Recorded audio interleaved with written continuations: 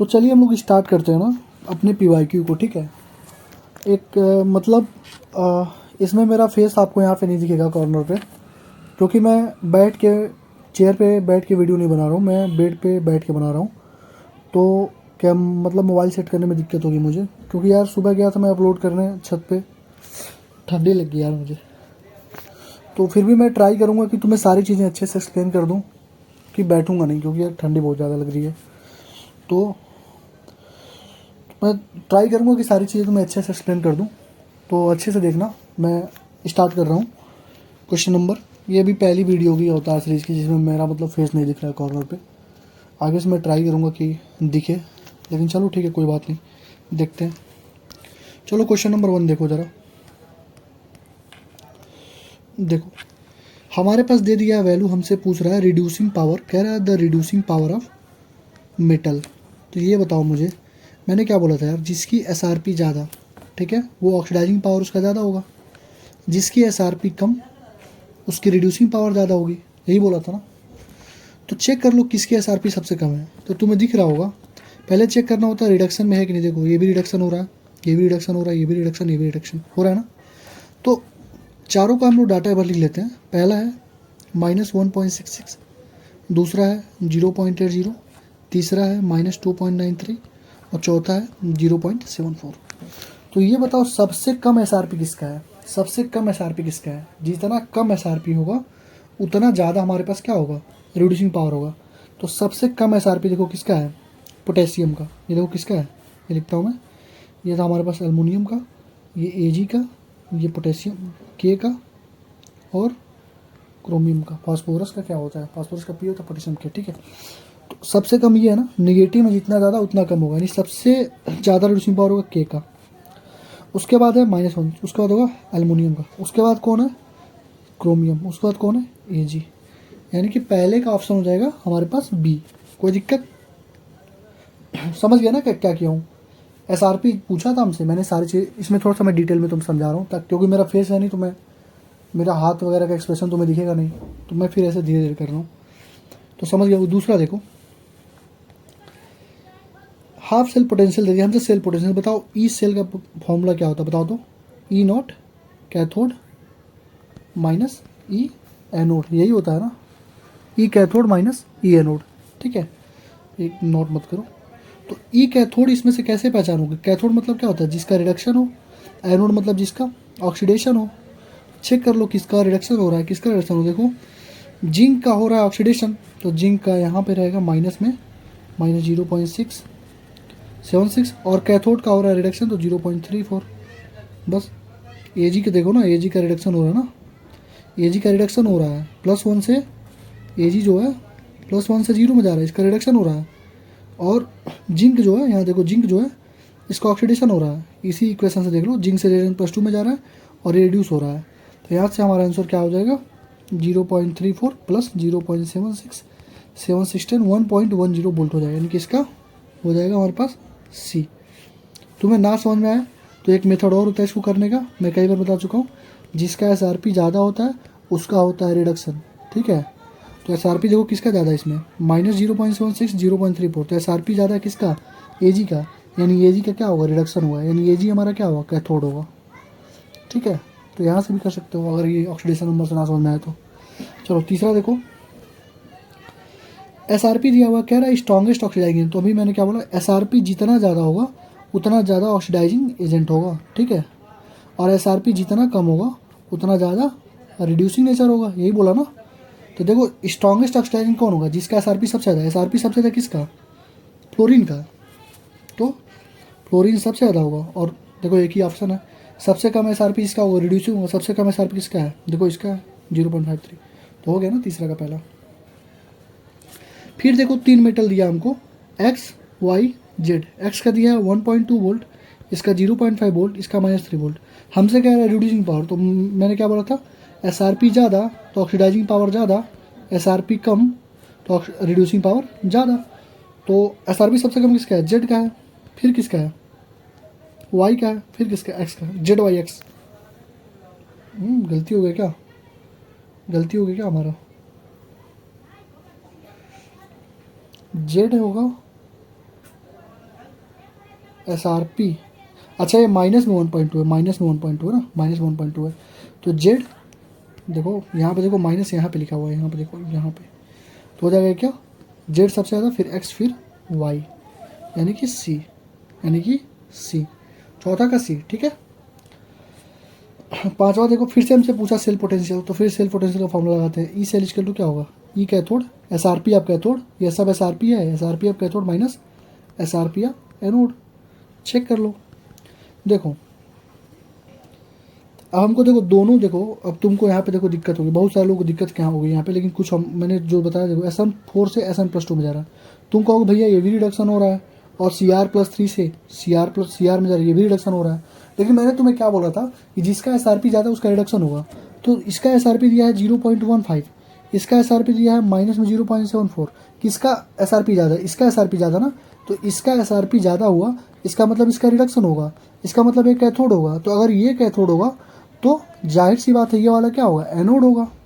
ऐसे ही निकालते हैं। ठीक है, तो कैथोड देखो, कैथोड हमारा हो गया रिडक्शन वाला, तो कैथोड का कितना वैल्यू है 0.15 माइनस, माइनस में एस आर पी, अब ये कितना दिया, ये भी देखो रिडक्शन पोटेंशियल है, देखो CR+3 से CR में जा रहा है ना, देखो रिड्यूस हो रहा है, रिडक्शन पोटेंशियल दिया है, तो माइनस कितना हो जाएगा 0.74, सॉल्व कर लो, 0.15 प्लस 0.74, तो 549 और 178, और ये 0.89। ठीक है, तो 5 का बी। यहाँ तक मुझे नहीं लगता किसी को किसी भी तरह की दिक्कत होगी। ठीक है, अब देखो ये अच्छा क्वेश्चन है, ये अच्छा क्वेश्चन है, देखो इसको थोड़ा समझना पड़ेगा हमें। देखो कह रहा है कि एक सॉल्यूशन है, उसमें Fe+2 Fe+3 और I- आयंस है। ठीक है, उसके बाद कह रहा है कि आयोडीन के साथ ट्रीट कर रहे हो, Fe3 को आयोडीन के साथ, E0 फॉर Fe+3 Fe+2 0.77, और Fe+3 से Fe+2 में जाने का दिया है 0.77, और I2 से 2I- में जाने का कितना दिया है 0.536। मुझे बताओ किसका रिडक्शन होगा, किसका ऑक्सीडेशन होगा, तुम खुद बताओ। देखो जिसकी SRP ज़्यादा उसका रिडक्शन, जिसकी SRP ज़्यादा होगी उसका क्या होगा, रिडक्शन होगा। तो तुम देख रहे हो कि SRP किसकी ज़्यादा है, इसकी ज़्यादा है ना, तो इसका SRP ज़्यादा, इसका मतलब इसका रिडक्शन होगा, इसका मतलब इसका रिडक्शन होगा। तो अगर इसका रिडक्शन होगा तो इसका क्या होगा, ऑक्सीडेशन होगा, इसका ऑक्सीडेशन होगा। तो तुम देख रहे हो I2 से 2I- में जा रहा है ना, तो इसका होना चाहिए ऑक्सीडेशन, इसका क्या होना चाहिए, ऑक्सीडेशन होना चाहिए ना। देखो अगर उसका SRP ज़्यादा है, इसका रिडक्शन होगा ऊपर वाले का, तो नीचे वाले का ऑक्सीडेशन होना चाहिए। तो ऑक्सीडेशन कब होगा, जब 2I- से I2 में जाएगा, तभी तो हुआ ना ऑक्सीडेशन। देखो जीरो माइनस से जीरो में गया, तो माइनस से जीरो में जाने का मतलब ऑक्सीडेशन हुआ। समझ गए, इसको मैंने बस रिवर्स किया है क्योंकि हमको ऑक्सीडेशन दिखाना है, हमको रिडक्शन नहीं चाहिए, ऑक्सीडेशन दिखाना है। ठीक है, तो छठवें का क्या हो जाएगा, सी। एकदम आसान क्वेश्चन था, बस सोचना था हमको, समझ गया ना। तो देख लो मैंने क्या किया, बस कुछ किया नहीं। SRP जिसका ज़्यादा उसका रिडक्शन होगा, तो अगर उसका रिडक्शन होगा तो दूसरे का ऑक्सीडेशन होगा। तो ऑक्सीडेशन हो रहा है I2 का, तो ऑक्सीडेशन I2 का होगा, तो ये जीरो से -1 में जाओ तो रिडक्शन हो रहा है ना यहाँ पे। तो हमने इसको रिवर्स किया, तो 2I- से I2 में जाना पड़ेगा, यानी I- से ऑक्सीडाइज होके I2 में कन्वर्ट हो जाएगा। ठीक है, तो छठवां हमारा कंप्लीट हो गया। सातवां देखो, EMF ऑफ सेल का मैंने फॉर्मूला बताया था, E0 SRP of cathode minus E0 SRP of anode. ठीक है, दूसरा फॉर्मूला क्या बना सकते हो, तो दूसरा फॉर्मूला क्या बना सकते हो, ये SRP ऑफ कैथोड है ना, इसको SOP बना दो, इसको SOP बना दो ना, SOP। देखो माइनस में E0 SOP, SRP SOP का उल्टा होता है ना, कैथोड का माइनस में E0 SOP, माइनस पहले से था तो माइनस में E0 SOP ऑफ एनोड। तो ये क्या हो जाएगा, E0 SOP of anode minus E0 SOP of cathode, यही होगा ना। दूसरा और भी फॉर्मूले बना सकते हो, इसको तुम लिख सकते हो E0 SRP of cathode plus E0 SOP of anode, ऐसे भी लिख सकते हो।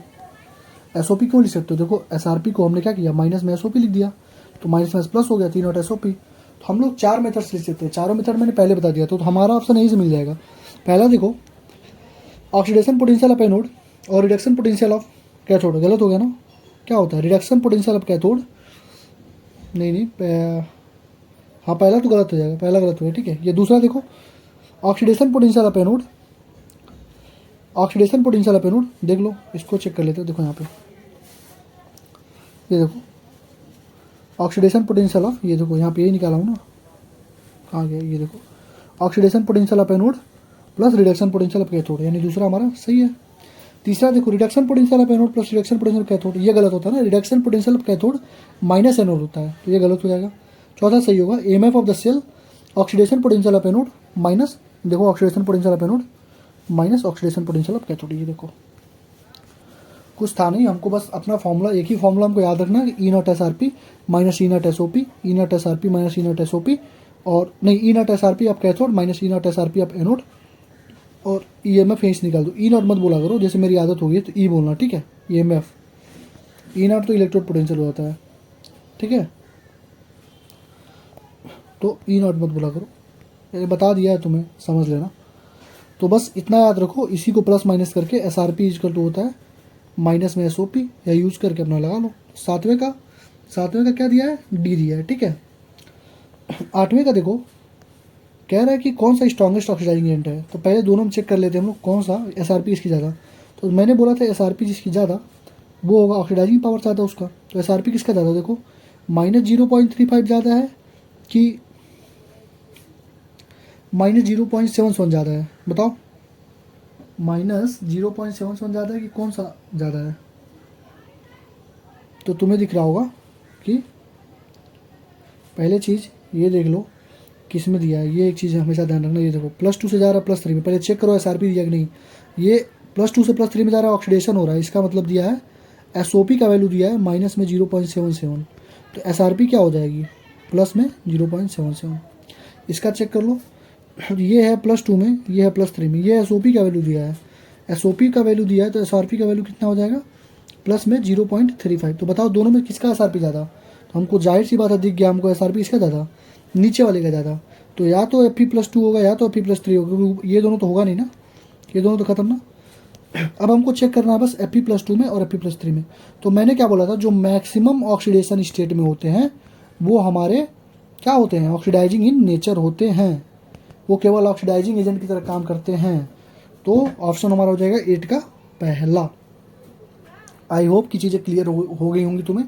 कैसे किया मैंने, पहले चेक करना होता है एस आर पी वैल्यू दी है कि नहीं दी है। तुम्हें दिख रहा है ऑक्सीडेशन हो रहा है, इसका मतलब एस ओ पी वैल्यू दिया हुआ है, तो एस ओ पी को उल्टा करो तो एस आर पी हो जाएगा, तो माइनस में था हमने प्लस में कर दिया उसको, ठीक है। आगे आ जाओ, आगे देख लेते हैं क्वेश्चन नंबर 9।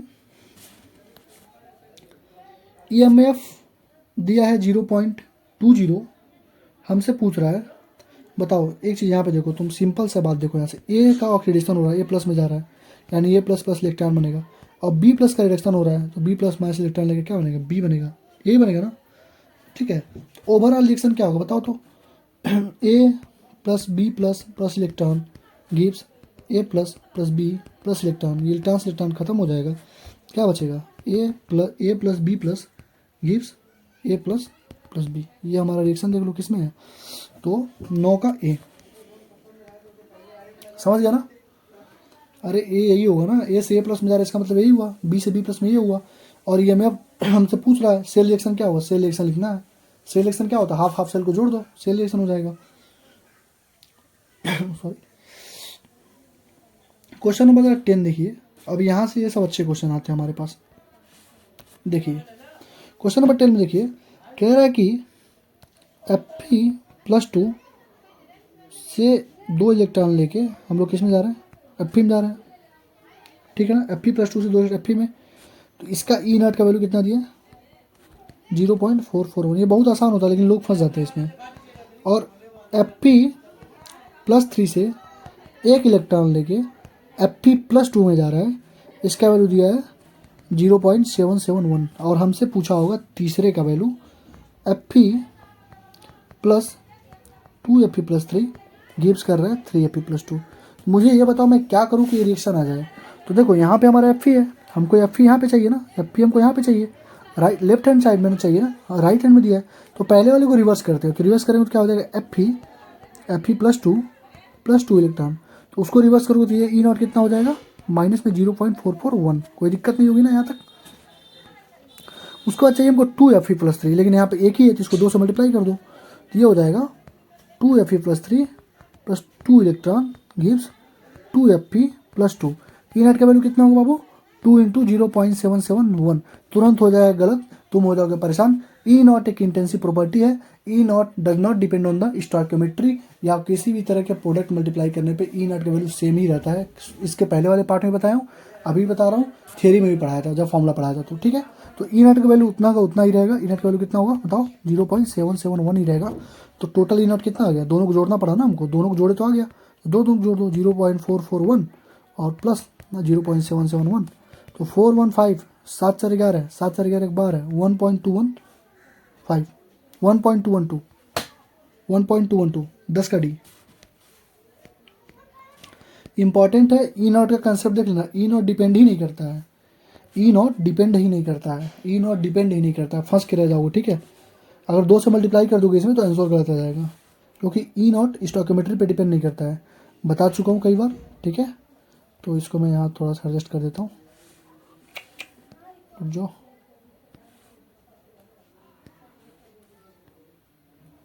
ठीक है ना यहाँ पे।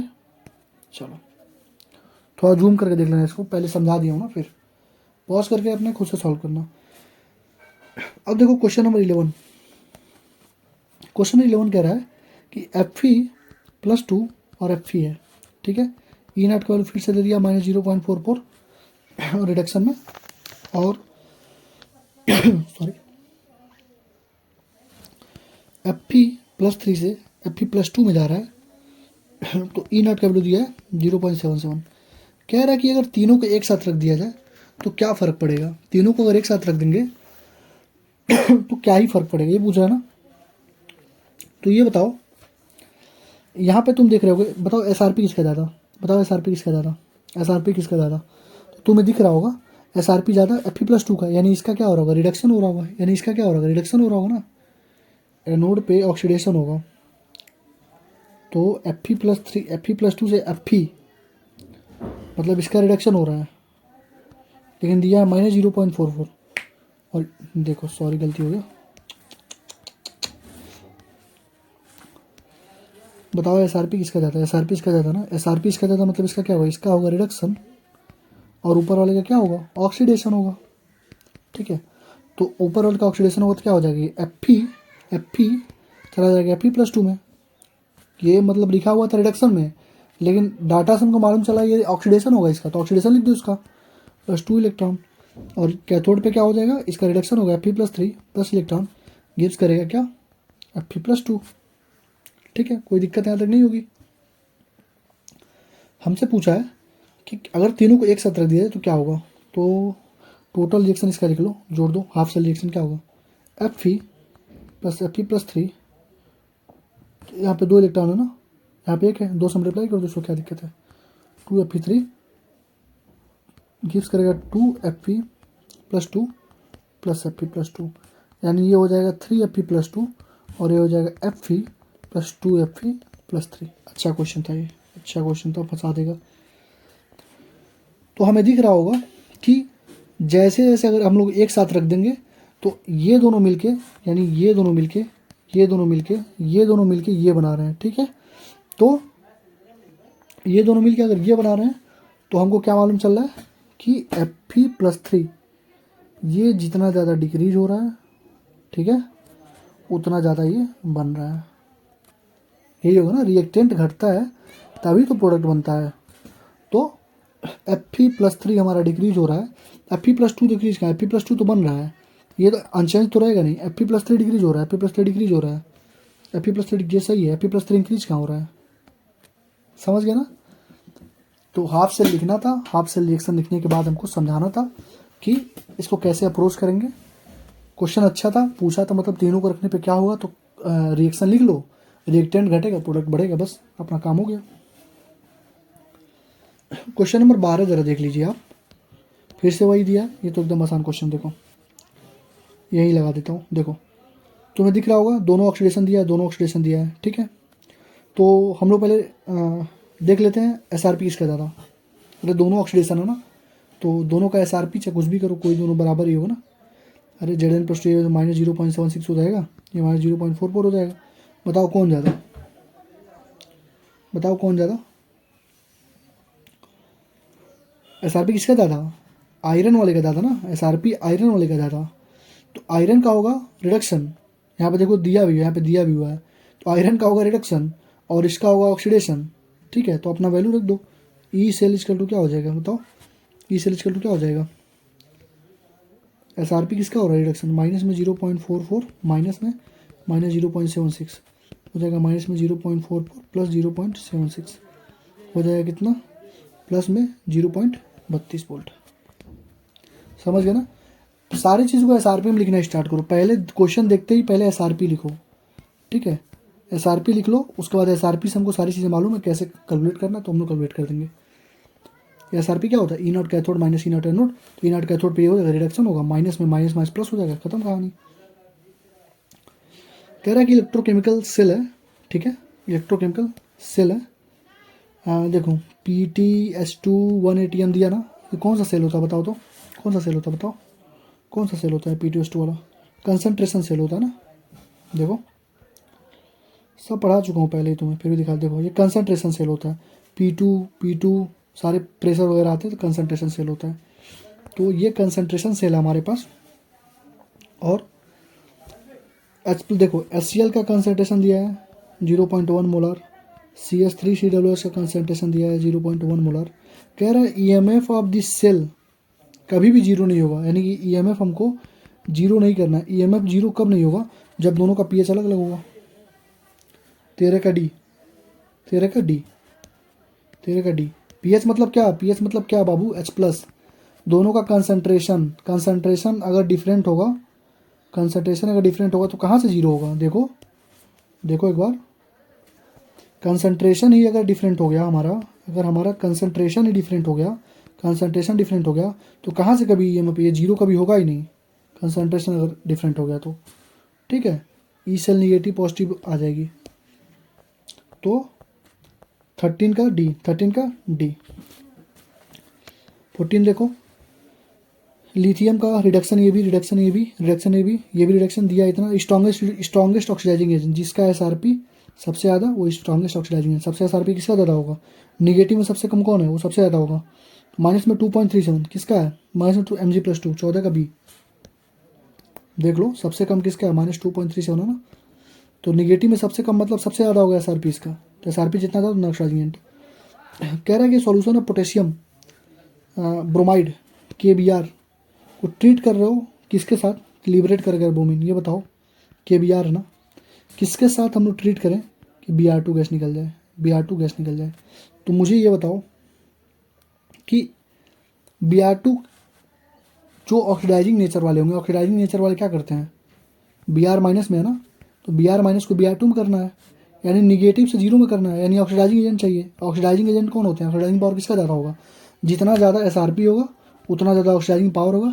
नीचे जाओगे इलेक्ट्रोकेमिकल सीरीज में तो एसआरपी बढ़ती है, तो चेक कर लो Br2 के नीचे कौन होगा, वही हमारा आंसर होगा। तो Br2 के नीचे कौन होगा वही हमारा आंसर होगा, तो Br2 के नीचे कौन होगा वही हमारा आंसर होगा। तो तुम्हें वो सीरीज याद होनी चाहिए। लिख बात सरकाना मगल मंजन फीकोनी हाई कोर्ट है आपका। ये देखो ये हमारा Br2, यहाँ देखो ये हमारा Br2 के नीचे कौन है, Cl2 है, F2 है। तो क्या होगा बताओ तो, Br2 के नीचे कौन है, Cl2 F2, Br2 के नीचे कौन है, Cl2 F2। तो ये होगा हमारा आंसर होगा इसका क्लोरीन। समझ गया ना।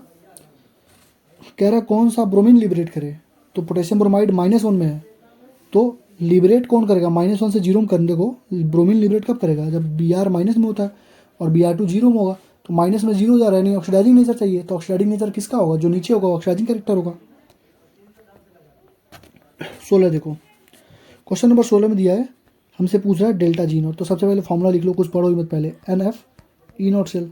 तो N का इसमें N का वैल्यू कितना बताओ, देखो N का वैल्यू कैसे कैलकुलेट करते हैं, Fe+3 से Fe+2 में जा रहा है, एक का चेंज हो रहा है, लेकिन 2 Fe+3 है, तो कितने का N का वैल्यू कितना हो जाएगा, 2 हो जाएगा। यहाँ से नीचे कर पा रहे थे आयोडीन से कर लो, I- से I2 में जा रहा है, एक का चेंज हो रहा है, लेकिन 2 I है तो 2 का चेंज होगा, तो 2 रखो -2, क्या रखोगे -2 into 96,500 into E naught cell का वैल्यू कितना दिया है, 0.243। इसको सॉल्व कर लेते हैं, कैलकुलेटर यूज़ करता हूँ मैं। -2 मतलब 2 × 96,500 × 0.2, तो माइनस में 46,320 जूल हो जाएगा और माइनस में 46.32 किलो जूल पर मोल, यानी 16 का आंसर हो जाएगा बी। ठीक है। Question number 17, equilibrium cell involving 1 electron. देखो पहले कह देते कितना इलेक्ट्रॉन इन्वॉल्व है 1, तो एन का वैल्यू क्या रखोगे तुरंत 1, कोई दिक्कत यहाँ तक नहीं होगी। उसको अगर कह रहा है E naught cell equilibrium question, देखो मैंने क्या बोला था, कहीं पर भी इक्विलिब्रियम वर्ड आए तुरंत ई सेल को क्या करोगे, जीरो कर दोगे।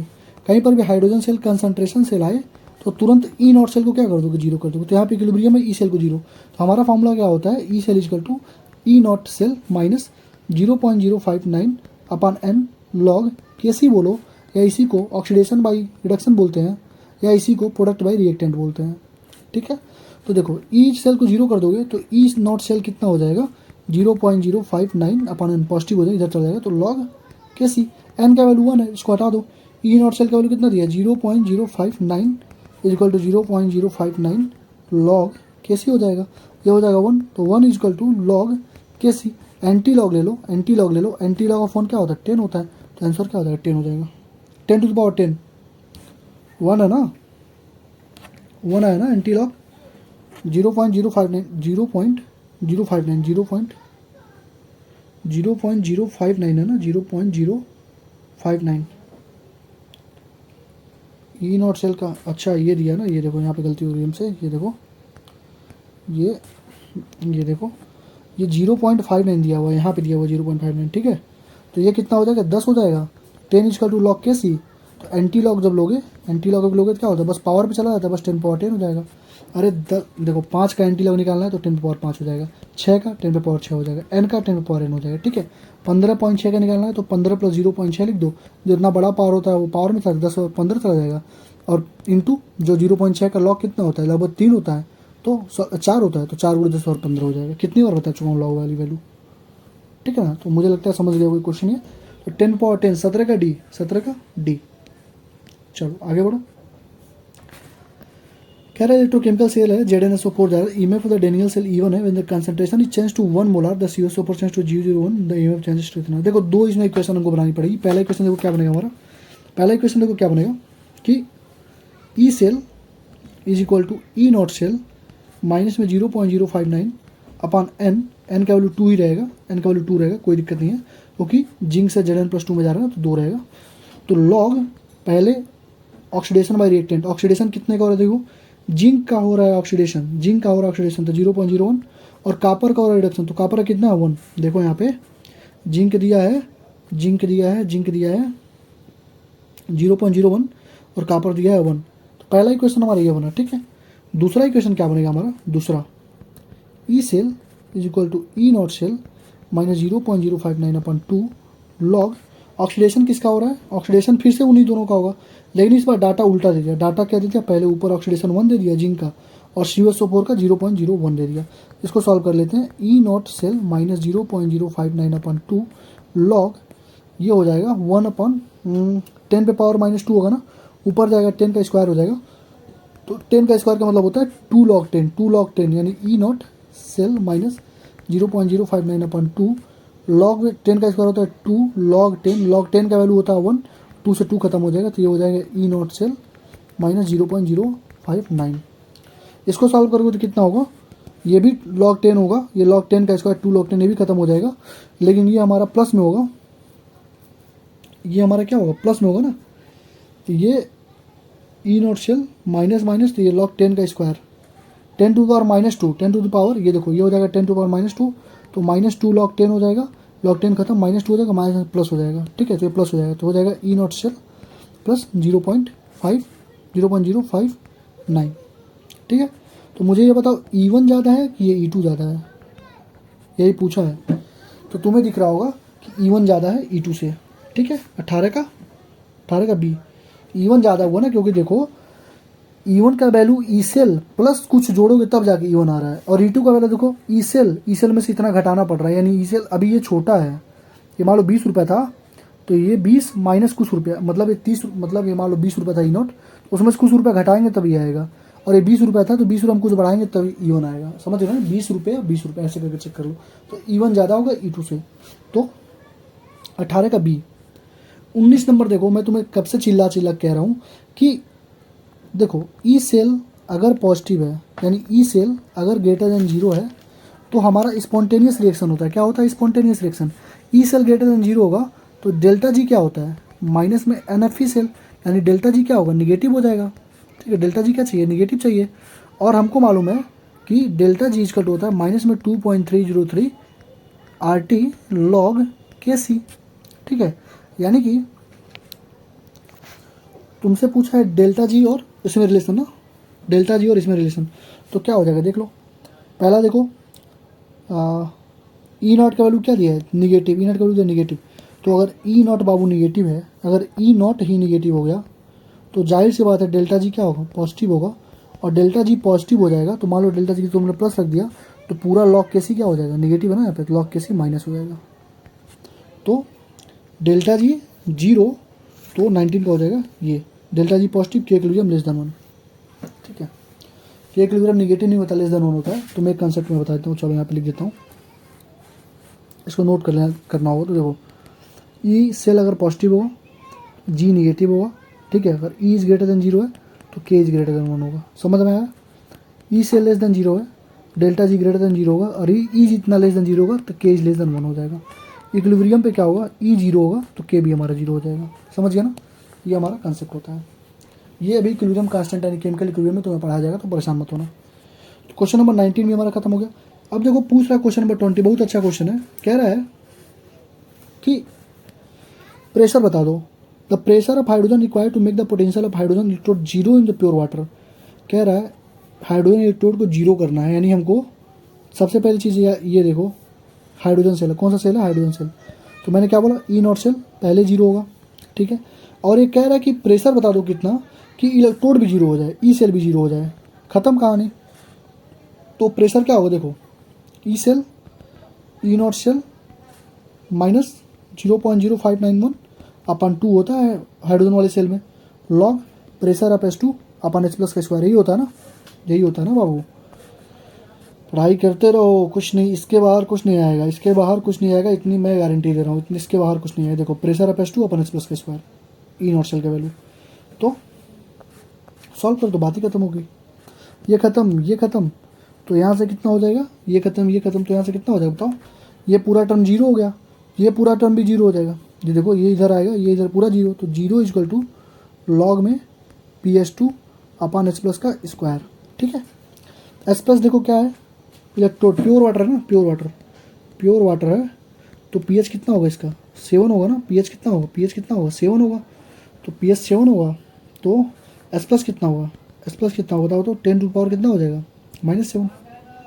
अरे बाबू यही तो होता है, देखो pH इक्वल टू क्या होता है, माइनस में लॉग H प्लस, तो pH दिया 7, माइनस में लॉग H प्लस, तो एंटी लॉग ले लो, एंटी लॉग लोगे तो क्या हो जाएगा, H प्लस इक्वल टू क्या हो जाएगा, जो उतना देखो पहले चीज़ एंटी लॉग लोगे तो पहले तो माइनस में है, तो सबसे पहले चीज़ माइनस हमारा ऊपर आएगा, 10 टू पावर क्या होगा, -7 हो जाएगा, बस बात खत्म। अगर माइनस नहीं होता तो 10 टू पावर 7 हो जाता, 5 का 10 टू पावर 5, 4 का 10 टू पावर 4, n का 10 टू पावर n, तो 7 का 10 टू पावर 7, -7 का 10 टू पावर -7, वही तो होता है। तो यहाँ से ये हो जाएगा क्या है, पूरा 0 हो गया। तो एंटी लॉग 0 क्या होता है, एंटी लॉग लोगे, एंटी लॉग लोगे तो ये 1 हो जाएगा। ये प्रेशर ऑफ H2 हमसे यही पूछा है, और ये हो जाएगा H प्लस का स्क्वायर, 10 पे पावर -7 का स्क्वायर, 10 पावर -14, 10 पावर -14, तो प्रेशर ऑफ H2 कितना हो जाएगा, 10 टू द पावर -14।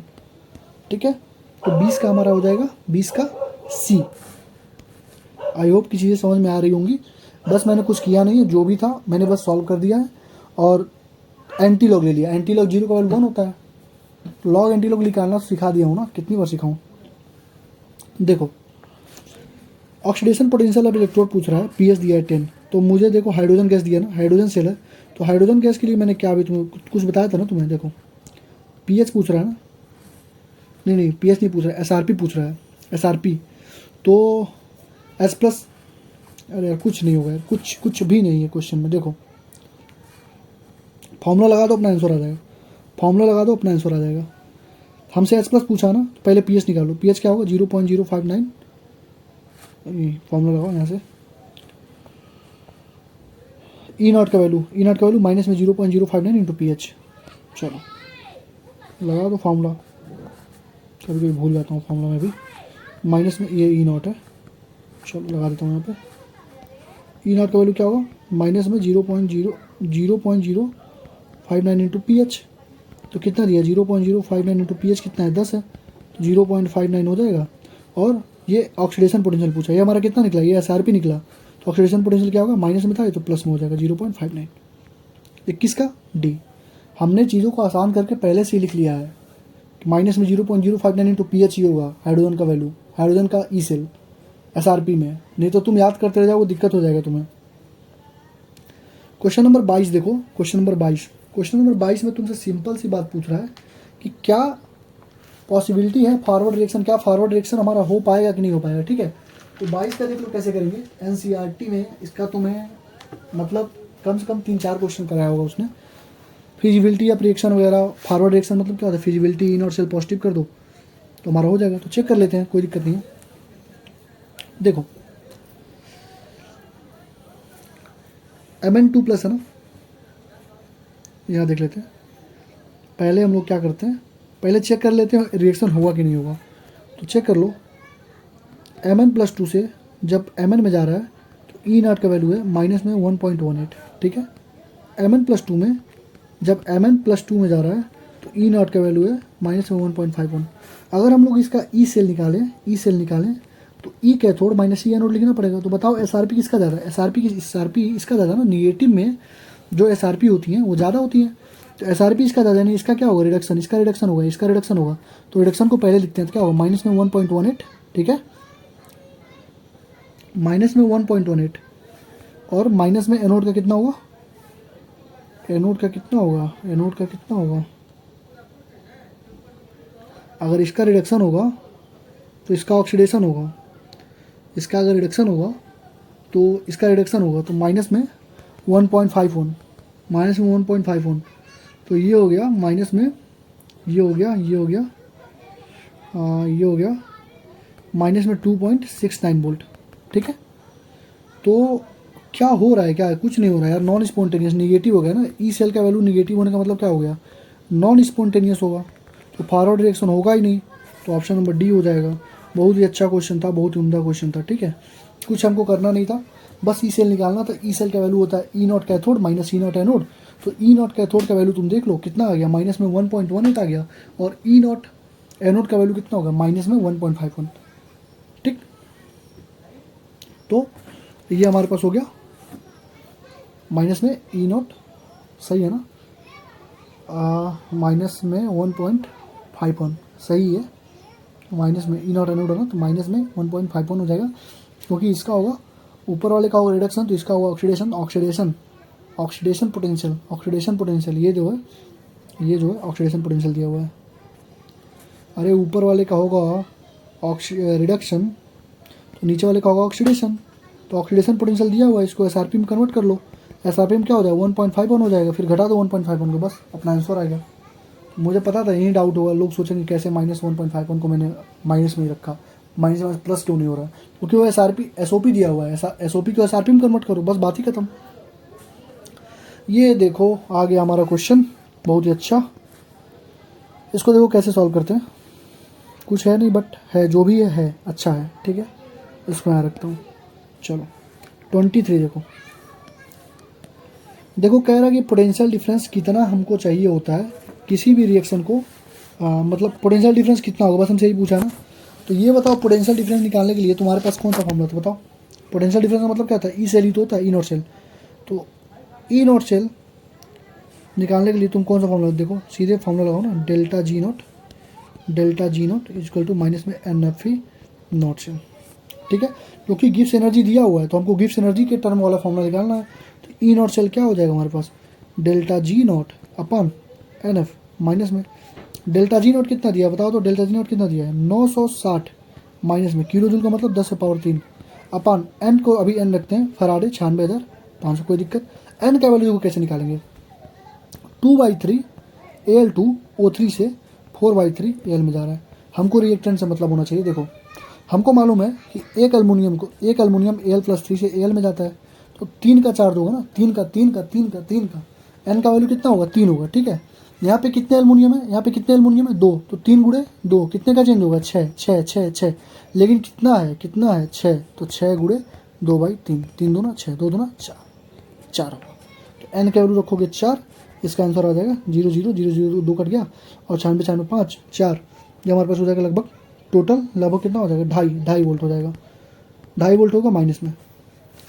तो सी 4 कैसे आ गया समझ गया ना, एन का वैल्यू कैसे निकाला हूँ, फिर समझाता हूँ। देखो Al2O3 से अल्मोनियम जब बनता है, ठीक है, इलेक्ट्रोलाइटिक रिएक्शन करोगे अल्मोनियम ऑक्साइड का तो अल्मोनियम बनता है ना, ठीक है। मैंने बताया था क्या कि कॉपर के नीचे जितने भी होते हैं वो उतने स्टेबल नहीं होते हैं, वो अपने आप टूट जाते हैं नीचे जाके, Al2O3 Al ऑक्साइड बन के एल्युमिनियम में टूट जाएगा, ठीक है, बताया था ना।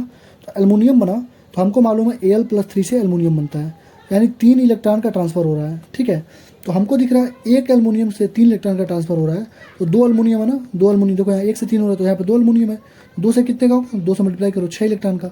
लेकिन ये रिएक्टेंट कितना, रिएक्टेंट में स्टोइकोमेट्रिक देखो कितना का है, 6 इलेक्ट्रॉन का ट्रांसफर हुआ, 2/3 गुणे 6, 3 दूना 6, तो कितना हो जाएगा 4, तो वही मैंने 4 रखा है। इससे मल्टीप्लाई जरूर करना है, अगर आगे कुछ लिखा हुआ तो उससे मल्टीप्लाई करके ई एन का फैक्टर लिखना, ठीक। तो 4 हो जाएगा, 2.5 वोल्ट हो जाएगा, ठीक है।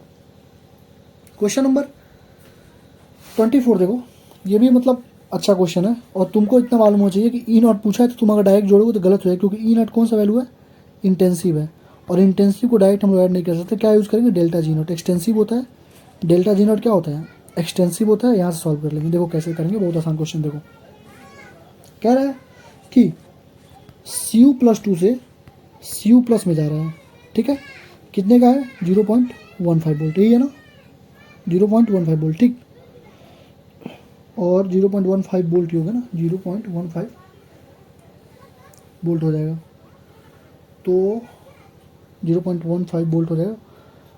तो क्वेश्चन नंबर 24 ही तो ना, 0.15 अगर ये वोल्ट में हो जाएगा तो ये, चलो हम लोग फिर सॉल्व करेंगे, कोई दिक्कत नहीं है, देखते हैं क्या आंसर आता है।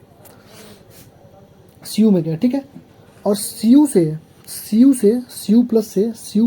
Cu में हमसे पूछ रहा है, मान लो x है, ठीक, और Cu+2 से Cu का कितना दिया है, Cu+2 से Cu का कितना दिया बाबू, ये देखो Cu+2 से Cu+2 से Cu+ का दिया है 0.15, और Cu+ से Cu का दिया है, Cu+ से Cu का दिया है, यहाँ पे देखो थोड़ा सा मिस्टेक हो जा रही है, Cu+ से Cu का कितना दिया है बताओ, 0.5 दिया है, कोई दिक्कत नहीं है, और हमसे इसका पूछा है, Cu+2 से Cu का हमसे पूछा है, ये पूछा ना, देख लो सारी चीज़ें क्लियर कर दिया हूँ ना। Cu+2 से Cu+ का दिया हुआ है और Cu+ से Cu का भी दिया हुआ है, हमसे ये पूछा है, तो मैंने क्या बोला था, इसको डेल्टा G1 मान लो, इसको डेल्टा G2 मान लो, और ये delta G3, delta G3 equal to क्या होगा, delta G1 plus delta G2, यही होगा ना, बस खत्म हो गया क्वेश्चन। डेल्टा G3 देखो, एन का वैल्यू कितना है, माइनस एन ना, एन का वैल्यू देखो कितना है, Cu+2 से Cu में गया तो -2 इंटू एफ इंटू ई हमसे पूछ रहा है। डेल्टा G1 देखो कितना है, Cu+2 से Cu1 में गया ना, एक का चेंज होगा तो -1 into F into 0.15 plus C2 का वैल्यू कितना होगा, प्लस से फिर जा रहा है जीरो में, फिर से एक का चेंज होगा, -1 इंटू एफ इंटू 0.5, कोई दिक्कत नहीं होगी। एफ से एफ गायब करो, माइनस से माइनस गायब करो, ठीक है, तो क्या बचेगा, ई इक्वल टू बचेगा 0.15 प्लस 0.5, गलती हो गया ना,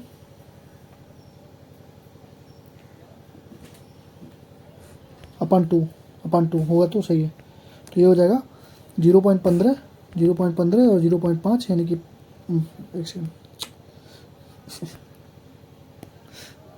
ठीक है, 0.15 प्लस 0.5 अपन 2, तो ये हो जाएगा 5। अरे यार, प्रिंस सर का मैं स्टोरी देख रहा था, चलो ऊपर करते हैं थोड़ा सा, इसको हैंग करने लगा क्या ये, नहीं ठीक है, तो ये 0.65 अपन 2 लगभग हो जाएगा 0.325 के अराउंड, 0.325 के अराउंड, 24 का हो जाएगा बी, ठीक है। क्वेश्चन में टाइम लग रहा है लेकिन मैं आराम से करा रहा हूँ, भले ही 2 घंटे का वीडियो, लेकिन मैं अच्छे से करा रहा हूँ ताकि इसमें तुम्हें दिक्कत ना हो। ये क्वेश्चन तुम करो, होमवर्क के तौर पे 25 नंबर। डेल्टा जी नॉट का वैल्यू पूछा है, कुछ है नहीं, डेल्टा जी नॉट का पूछा है, ए जी प्लस से ए जी में कन्वर्ट होता है तो एन का वैल्यू 1 ले लेना, ठीक है। और 26 देखो, ये क्वेश्चन मैंने तुम्हें कराया ना, ये वाला, ये क्वेश्चन तुम्हारे लिए होमवर्क है, बहुत इंपॉर्टेंट क्वेश्चन है, इसको करके ही आना, छोड़ना मत, करके ही आना, ठीक है। सेम क्वेश्चन था ये वाला और ये क्वेश्चन दोनों सेम ही है। यहाँ पे सी यू प्लस इलेक्ट्रॉन का पूछा है, बस यही ग्राफ बनाना, ये वाली, बस ये वाली ग्राफ बनाना कैसे बनता है और दोनों जोड़ के निकाल देना, जोड़ घटाना करके, ठीक है। क्वेश्चन नंबर 27 देखो, क्वेश्चन नंबर 27 मैं तुम्हें क्या करता हूँ, मैंने तुम्हें एक चीज़ बताई थी कि एन पेंटेन ऑक्सीजन फ्यूल का क्या होता है, ठीक है, 32 होता है, ठीक है। और ये क्वेश्चन 2008 में पूछा था, जबकि ये क्वेश्चन मान चलो तुम्हारा 5 मिनट आराम से ले जाएगा, 5 मिनट का तुम्हारे 7 से 8 मिनट ले जाएगा। तो ऐसे क्वेश्चन अगर कहीं आएंगे तुम्हारे एग्जाम में, इनको छोड़ देना, लास्ट में टाइम बचेगा तो करना, क्योंकि तुमको अभी स्टैंडर्ड फ्री एनर्जी और फॉर्मेशन दिया हुआ है, तुमको डेल्टा जी नॉट निकालना पड़ेगा। यहाँ से डेल्टा जी नॉट निकालोगे तो तुम्हारा डेल्टा जी नॉट मान के चलो कितना आएगा, 237। रुक जाओ मैं देख लेता हूँ आंसर इसका, 27 का ना, 27, इसका माइनस में 3387 किलो जूल आएगा। और ये तुम्हें मैं नहीं बताऊंगा कैसे आएगा, क्योंकि अभी मैंने तुम्हें थर्मोडायनेमिक्स पढ़ाया नहीं है, थर्मोकेमिस्ट्री पढ़ाऊंगा तो वहाँ समझा दूंगा, ठीक है। तो दोनों मिला के कंसेप्ट है, तो इस क्वेश्चन को तुम लोग मार्क करके रखना, इसको भी हम लोग करेंगे बट थर्मोकेमिस्ट्री पढ़ने के बाद। तो पहले डेल्टा जी निकालोगे, डेल्टा जी निकालने के बाद एन सेल निकालोगे, एन फैक्टर कितना होगा, 32 होगा। उसके बाद तुम्हें निकालना पड़ेगा delta G equal to minus N F E naught, यहाँ से ई नॉट, तो ई नॉट का वैल्यू आ जाएगा 1.0968। बहुत लेंदी कैलकुलेशन है, मान के चलो कम से कम 7 से 8 मिनट मिनिमम और मैक्सिमम 10 से 12 मिनट लगेगा। तो इस क्वेश्चन को छोड़ना ही उचित था, उस क्वेश्चन में 10 क्वेश्चन के अलावा एक क्वेश्चन करने कोई मतलब नहीं है। तो 28 का देखो, इक्विलिब्रियम कांस्टेंट पूछ लिया, तो इक्विलिब्रियम कांस्टेंट पे तुरंत, अरे यार सॉरी, थोड़ा एक सेकंड रुक जाना, ठीक है चलो।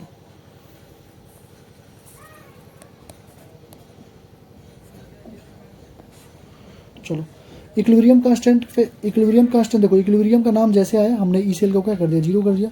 तो ई नॉट सेल क्या होता है बताओ, 0.059 अपॉन एन लॉग के सी। यहाँ से हमको निकालना था क्या, इक्विलिब्रियम कांस्टेंट निकालना था, ये हो जाएगा 0.46 इंटू एन का वैल्यू कितना है, 2 है, upon 0.059 is equal to log के सी। लॉग के सी हो गया, तो लॉग के सी का वैल्यू यहाँ से आ जाएगा, रुक जाओ मैं कैलकुलेट कर देता हूँ, 0.46 इंटू 2 अपॉन 0.059, लॉग के सी का वैल्यू आ गया 15.57। इसको एंटी लॉग ले लो, एंटी लॉग तुम्हें सिखाई दिया हूँ कैसे लेना है। 15 क्या ले सकते हो, 15 प्लस 15 प्लस 0.57 लिख सकते हो, तो ये कितना हो जाएगा, 10 ओवर 15 हो जाएगा। 0.57 किसका होता है बताओ, लगभग 4 का होता है, तो 4 गुणे 10 पावर 15, 28 का सी। इतने आसानी से एंटी लॉग निकालना सिखा दिया हूँ, अब इसके बाद भी एंटी लॉग ना निकाल पाओ तो मैं क्या ही कर सकता हूँ बताओ। 29 देखो, इक्विलिब्रियम कांस्टेंट फिर से पूछा, फिर से इक्विलिब्रियम कांस्टेंट पूछा, फिर से तुम्हारे लिए होमवर्क है, लो कुछ दिया ही नहीं है, सब कुछ तुम्हारे पास दे दिया। ईएमएफ का वैल्यू दे दिया तुम्हारे पास, ई सेल का standard galvanic cell with N equal to 2 है, एन इक्वल टू 2 दे दिया। इक्विलिब्रियम पूछा, तुरंत ई सेल तुमने क्या कर दिया, 0 कर दिया। ई सेल तुमने जैसे 0 किया, अपना के का वैल्यू ऐसे निकाल लो। एंटी लॉग लेना जान लेना, एंटी लॉग जैसे सिखाया उसमें एंटी लॉग ले लेना, आंसर हमारा आ जाएगा, ठीक है। On the basis of formation of इतना minimum EMF required to carry out the electricity, minimum EMF ये बताओ। देखो डेल्टा जी दिया है तो minus N F E naught cell हम लोग आएंगे फॉर्मूले में, ई नॉट पूछ रहा है तो delta G upon N F लगाएंगे माइनस में, डेल्टा जी का वैल्यू दिया है माइनस में 827 किलो जूल 10 पावर 3 हो जाएगा। एन का वैल्यू क्या होगा बस वही निकालना था, तो 4/3 एल्युमिनियम से Al2 बन रहा है। तो हमको मालूम है एक एल्युमिनियम से क्या बनता है, बताओ तो एक एल्युमिनियम से क्या बनता है, बोलो। एक एल्युमिनियम से Al+3 से एल्युमिनियम बनता है, इसका मतलब क्या हुआ कि Al+3 से जब एल्युमिनियम बनेगा तो चेक कर लो, देखो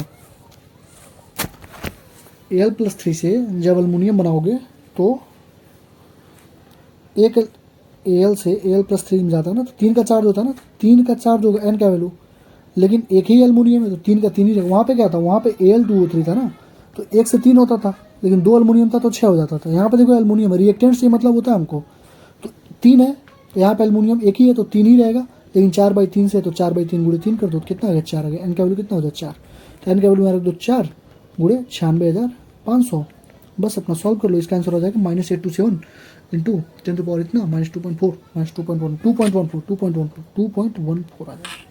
एक अच्छा क्वेश्चन था, देख लेना कैसे किया हूँ, ठीक है ना। कुछ ज़्यादा कुछ नहीं किया हूँ, बस जितना था उतना मैंने किया है। बस क्या किया हूँ कि 4/3 से मल्टीप्लाई किया हूँ और अल्मोनियम एक ही था तो एक ही का चार्ज रखा हूँ, एक ही का अल्मोनियम था ना, 2 अल्मोनियम होते तो 2 × 3 कर देता तुरंत 6 हो जाता, तो फिर 6 × 4/3 होता, एक ही अल्मोनियम था तो 4/3। क्वेश्चन नंबर 31, ये सेम क्वेश्चन तुम्हारा फिर से आया, ये तुम लोग होमवर्क में वही सेम ऊपर वाले क्वेश्चन का जस्ट सेम, ये देखो 4.9 0.49 है ना, ये देखो ये क्वेश्चन, यही क्वेश्चन सेम है। तो ये क्वेश्चन यहाँ पर भी पूछा था CU वाला, ये क्वेश्चन यहाँ पर भी पूछा 2009 में, ये क्वेश्चन फिर से तुमसे पूछा 2003 में, ठीक है। तो दोनों क्वेश्चन को तुम खुद से प्रैक्टिस करके आना, बिना प्रैक्टिस किए मत आना, क्योंकि बहुत इंपॉर्टेंट क्वेश्चन है। 2 क्वेश्चन मैं ऑलरेडी करा चुका हूँ, एक ऊपर MnO4 वाला कराया हूँ, एक कॉपर वाला कराया हूँ। अब तुम्हें 2 क्वेश्चन करना है, 26 नंबर 31 नंबर, दोनों सेम ही क्वेश्चन है। अगर तुमको ऐसे मतलब बना के नहीं करने में आता है, दिक्कत होगी, अगर तुम्हें अगर आ जाए तो ठीक है, दिक्कत होगी तो ग्रुप में डाल देना, टेलीग्राम ग्रुप में, ठीक है। आ जाओ। इक्विलिब्रियम कांस्टेंट फिर से पूछा, इक्विलिब्रियम कांस्टेंट फिर से पूछा, फिर से तुम वही क्वेश्चन लगाओ। देखो इसको फिर मैं सॉल्व करता हूँ, कोई दिक्कत नहीं है। इक्विलिब्रियम में ई सेल को मैंने किया तुरंत 0, ई नॉट सेल को मैंने लिख दिया क्या, माइनस में 0.0591 अपान एन का वैल्यू कितना होगा, 2 होगा ना, लॉग के, ये इक्विलिब्रियम कांस्टेंट है। बस ई नॉट सेल का वैल्यू कितना दिया है, देखो 1.1 × 2 अपान 0.0591 इक्वल टू हो जाएगा लॉग के सी, लॉग के सी हो गया। तो के का वैल्यू यहाँ से कितना हो गया, लॉग के सी।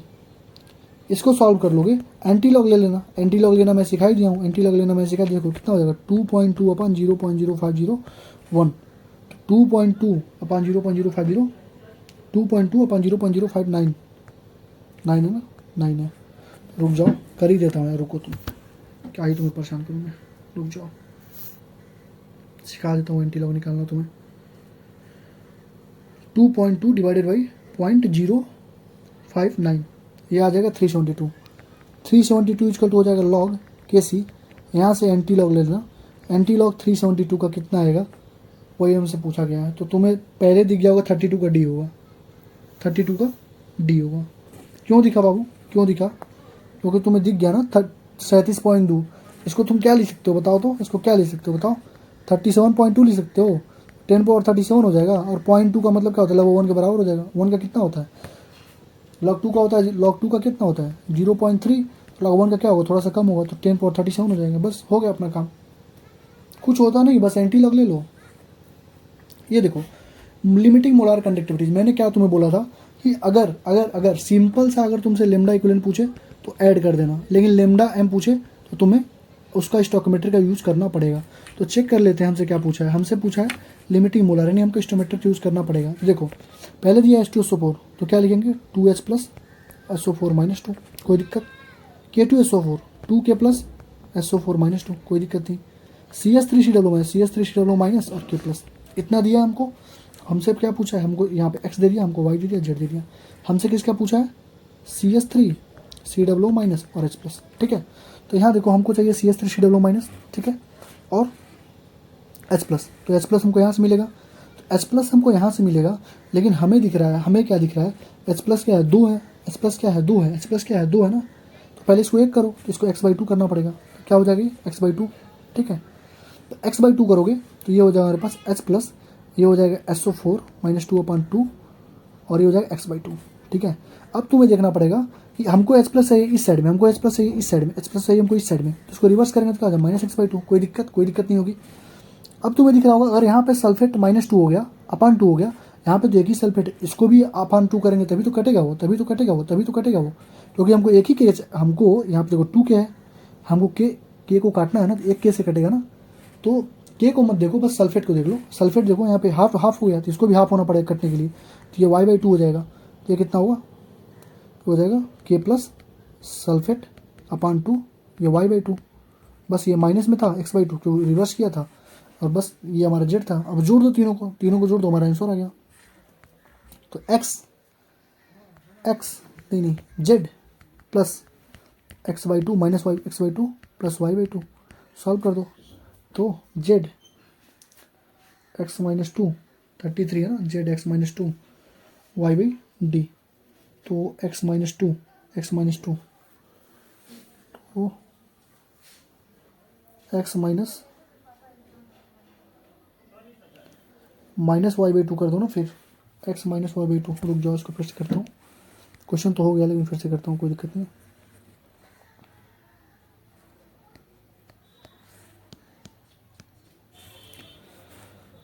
देखो हमको चाहिए CH3 CW माइनस और H+, ठीक है। हमको CH3 ये Z है, ये Y है, X है, ठीक है। तो हमें दिख रहा होगा XYZ, तो XYZ को हम लोग क्या लिखते हैं, यहाँ से लिख देते हैं सीधे, कोई बात नहीं। तो 2H+ है, हमको H+ चाहिए रिवर्स साइड में, ठीक है। रिवर्स साइड में लाएंगे तभी कटेगा, इस साइड में। इसको रिवर्स करेंगे तो ये -X हो जाएगा पहली बात, और 2 से डिवाइड करेंगे तभी जाके H+ होगा और सल्फेट बाई 2 हो जाएगा। तो -X/2 हो गया, कोई दिक्कत नहीं है। और इसको सॉल्व करने के लिए y/2 करना पड़ेगा। y/2 करेंगे तब जाके K+ बनेगा और ये सल्फेट बाई 2 बनेगा। तो सल्फेट बाई 2 पहले उधर तक कट जाएगा, ठीक है। और ये Z तीनों को जोड़ेंगे तो -X/2 + y/2 + Z। दिक्कत कहाँ हो रही है, 2 हो गया, -X + y + Z। तो -X क्यों आ रहा है, -X कैसे आ रहा है? 20 कितना भैया, 33 है ना, 33 का आंसर देखता हूँ मैं। 33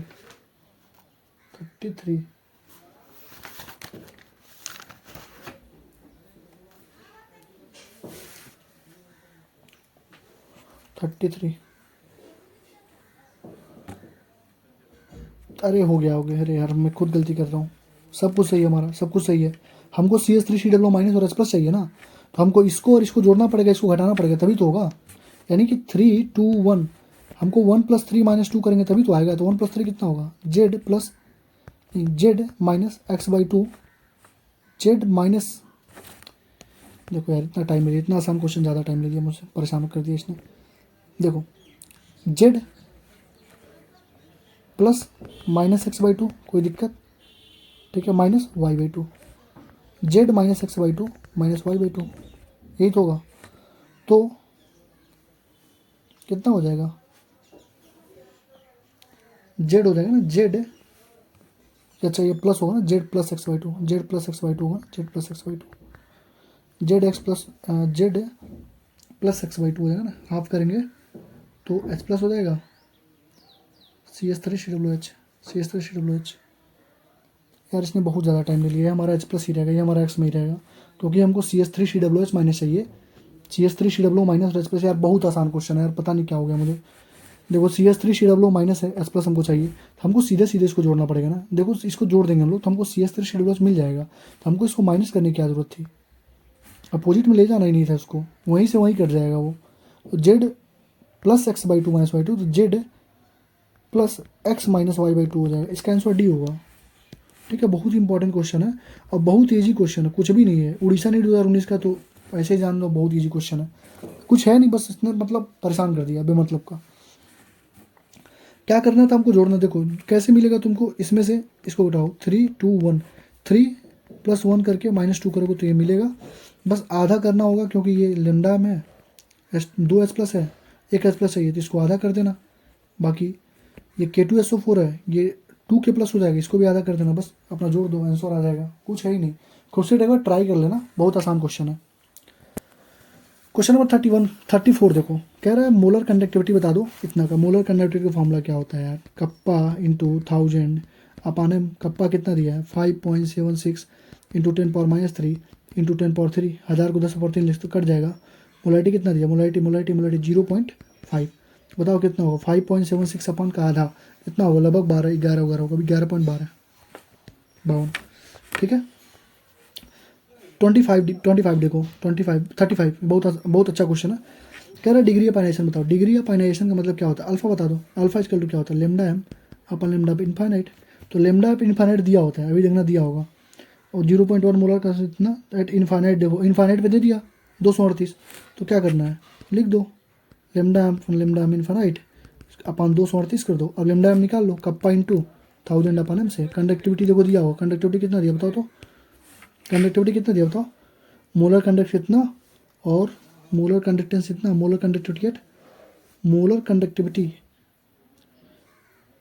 मोलर कंडक्टेंस, मोलर पहले ही दिया हुआ, सब कुछ दिया हुआ है, 9.54 दिया हुआ, तो पहले से दिया हुआ। लेमडा एम पे दिया हुआ कितना, मोलर कंडक्टेंस दिया, मतलब क्या होता है 25 डिग्री सेल्सियस पे दे दिया, और इनफाइनाइट पे भी दे दिया, तो अपना डिवाइड कर दो 9.54 अपन 238, रुक जाओ 9.54 अपन 238, 0.04008 इतना आएगा। परसेंटेज में करना है, 100 से मल्टीप्लाई कर दो, 4 पॉइंट कुछ आएगा, 4.008%। समझ गया। 35 36 देखो, लिमिटिंग मोलार कंडक्टिविटी। फिर तुमसे पूछा लिमिटिंग मोलार कंडक्टिविटी, तो तुम्हें क्या करना पड़ेगा, देखना पड़ेगा क्या क्या। देखो लेमडा NH4OH है, NH4OH is equal to NH4OH। देखो तीन चीज़ दिया हुआ हमको, तीन चीज़ क्या क्या दिया हुआ है, NH4 प्लस Cl माइनस में टूटेगा, Na प्लस Cl माइनस में टूटेगा, और NH प्लस OH माइनस में टूटेगा। हमसे किसका पूछा है, देखो हमसे पूछा है NH4 प्लस OH माइनस का। तो NH4 प्लस OH माइनस कहाँ से मिले, देखो NH4 प्लस है, नहीं NH प्लस है ना, ये NH4 प्लस है और OH माइनस, यानी कि पहले और तीसरे को जोड़ दें, दूसरे को घटा दें, तो 1 + 3 - 2 कर दो।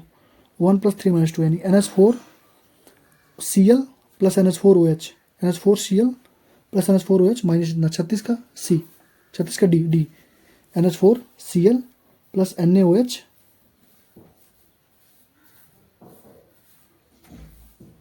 NH4OH है ना, NH4OH NaOH ये NaOH है यार, NaOH ये गलती दिया, NaOH है, ठीक है। NaOH देखो यहाँ पे लिया हुआ 36 का D, पहले तीसरे को जोड़ दो, दूसरे को हटा दो, बस हमारा आ जाएगा आंसर, बस और कुछ पूछा ही नहीं उसने। मोलार कंडक्टिविटी दिया है, 37 दिया है, सब कुछ दिया हुआ हमको, हमसे क्या पूछ रहा है, CS3 देखो लेमडा एट इनफाइनाइट हमसे दिया हुआ है, तो हमने बोला था कि जोड़ना पड़ता है, इसमें स्टोइकोमेट्री का भी यूज़ करना, लेकिन लेमडा इक्विवेलेंट में क्या कुछ नहीं करना पड़ता, डायरेक्ट जोड़ते हैं ना, इसमें डायरेक्ट जोड़ते हैं। तो लेमडा एम पूछा है, देखो किसका पूछा है, CS3 COO minus H plus, हमको ये चाहिए। हमको दिया क्या क्या है, Na plus Cl minus H plus Cl minus CS3 COO minus Na plus, हमको ये चाहिए और ये चाहिए, ठीक है। दोनों को जोड़ दो, इसको घटा दो, यानी कि 2 + 3 - 1, ठीक है। तो 2 और 3 क्या क्या होंगे, देखो 425.9 प्लस 91 -1 126.4, कितना हो जाएगा, 425 लगभग 500, 500 में से 26 425 390, 37 का D 390, सॉल्व कर लो, 390 आ जाएगा, ठीक है। 38 increase in the equivalent conductance of strong electrolyte किसके वजह से होता है, आयनिक मोबिलिटी की वजह से। 38 का A, अरे तुम्हें सब कुछ बताया हुआ, देखो यहाँ पे सब कुछ बताया हूँ। स्ट्रॉन्ग इलेक्ट्रोलाइट के लिए कैसे बढ़ता है, इंटरआयनिक इंटरेक्शन फोर्स घटता है, हमसे क्या पूछा है, इंक्रीज इन द, हाँ क्या पूछा है, देखो increase in conductivity of a strong electrolyte with dilution, dilution की वजह से क्यों बढ़ता है, क्योंकि इंटरआयनिक फोर्स ऑफ अट्रैक्शन घट जाता है, इंटरआयनिक फोर्स ऑफ अट्रैक्शन घट जाता है, इंटरआयनिक फोर्स ऑफ अट्रैक्शन घट जाता है, तो इंटरआयनिक अट्रैक्शन फोर्स ऑफ अट्रैक्शन घट जाता है, तो इंटरआयनिक इंटरेक्शन घटेगा। ये देखो ये इंपॉर्टेंट क्वेश्चन है। दूसरा ऑप्शन कब होता, जब वीक होता, तब वीक इलेक्ट्रोलाइट होता तब। आयनिक मोबिलिटी के पास देखो, इंटर आयनिक अट्रैक्शन अगर बढ़ जाए, यानी फोर्स ही घट गया, तो दूर दूर जाके खूब अपना मूव करेंगे जैसे मर्जी, तो आयनिक मोबिलिटी की वजह से वो अपना कर लेते हैं, ठीक है। बता दिया था मैंने पहले ही। देखो इक्विवेलेंट, देखो अब आया ना, देखो क्या आया, इक्विवेलेंट कंडक्टेंस आया ना, तो मैंने क्या बोला था, सिंपल सा जोड़ देंगे। तो क्या है, एल्युमिनियम का दिया है लेमडा और SO4 का दिया, सी से जोड़ दो, 39 का B सीधे जोड़ दो, बस बात ही खत्म। इसमें कुछ नहीं चेक करना है, लेकिन लेमडा मोलर यानी मोलर कंडक्टिविटी पूछेगा तो चेक करना है, एक मोलर मतलब इक्विवेलेंट कंडक्टिविटी नहीं चेक करना पड़ता है, ठीक है। बस ये वाले में चेक करना होता है, ये वाले में, ठीक है। स्टोइकोमेट्री के यूज कई बार बता चुका, डायरेक्टली जोड़ दो। इक्विवेलेंट कंडक्टेंस इतना दिया है, डिसोसिएशन कांस्टेंट पूछ रहा है, तो डिसोसिएशन कांस्टेंट, देखो डिसोसिएशन कांस्टेंट क्या होता है, के होता है, के इक्वल टू क्या होता है, C∝² होता है ना, अपन 1 अल्फा। तो पहले हमको निकाला अल्फा, अल्फा क्या हुआ, lambda M upon lambda M naught, lambda M कितना दिया बताओ, 8 दिया है, और इनफाइनाइट डाइल्यूशन पे 400 दिया है, ये ना कितना हो जाएगा, 2 गुणे 8 × 5 = 40, 2 गुणे 10⁻²2 हो गया। तो के का वैल्यू रख दो कितना, सी का वैल्यू कितना है, M/32, M/32 कोई दिक्कत नहीं, M/32 को 1/32 लिख दो ना, क्या दिक्कत है, कोई दिक्कत नहीं है, 1/32 कंसंट्रेशन हो गया, और अल्फा का स्क्वायर 2 × 10⁻² का स्क्वायर, 4 × 10⁻⁻4 8 हो जाएगा, यानी कि 10⁻⁻4 अपन 8, 10⁻⁻4 अपन 8, तो हो जाएगा ये हो जाएगा कितना, अगर मैं इसको लिख दूँ क्या, 10⁻⁻5 1.25 × 10⁻⁵ सॉल्व कर लेना, तो वो तो 40 का डी। वीडियो लेंदी हो रही है लेकिन कोई दिक्कत नहीं, आराम से पढ़ा रहा हूँ। Kohlrausch law states that infinite dilution पे 41 का ही हो जाएगा, सही है। कोलास लॉ इसी ने तो बोला था कि एक इनफाइनाइट डाइल्यूशन पे हर एक आयन अपना डिफिनिट कंट्रीब्यूशन करता है, यानी कि lambda cation plus lambda anion, यही तो बोला था उसने। और इनफाइनाइट डाइल्यूशन भी बोला था। फाइनाइट डाइल्यूशन का ऑप्शन तो गलत हो जाएगा यहाँ पे। नेचर वेचर पे कुछ नहीं डिपेंड, कुछ भी नेचर हो अपना वो, कुछ भी नेचर हो अपना वो करेगा तो करेगा ही, ठीक है, अपना कंट्रीब्यूशन देना ही उसको। यहाँ देखो इक्विवेलेंट कंडक्टेंस पूछ लिया, फिर से इक्विवेलेंट पूछा ना, डायरेक्ट जोड़ दो। 127 और 26 76 कितना होगा, 7 6 13, 2 7 9 1 10 203, ठीक है। अब तुम लोग कहोगे भैया दीदी जो भी कहना कहो, जाके जब PYQ में देखोगे ना, नीट वाले जब PYQ में देखोगे तो इसका आंसर दिया होगा कुछ गलत, इसका आंसर दिया होगा गलत, इसका आंसर दिया होगा ये दिया होगा, लेकिन वो गलत दिया हुआ है, ठीक है। वो लेमडा एम निकालोगे तो होगा, हमसे इक्विवेलेंट पूछा है, इक्विवेलेंट में सीधे जोड़ देते हैं, ठीक है।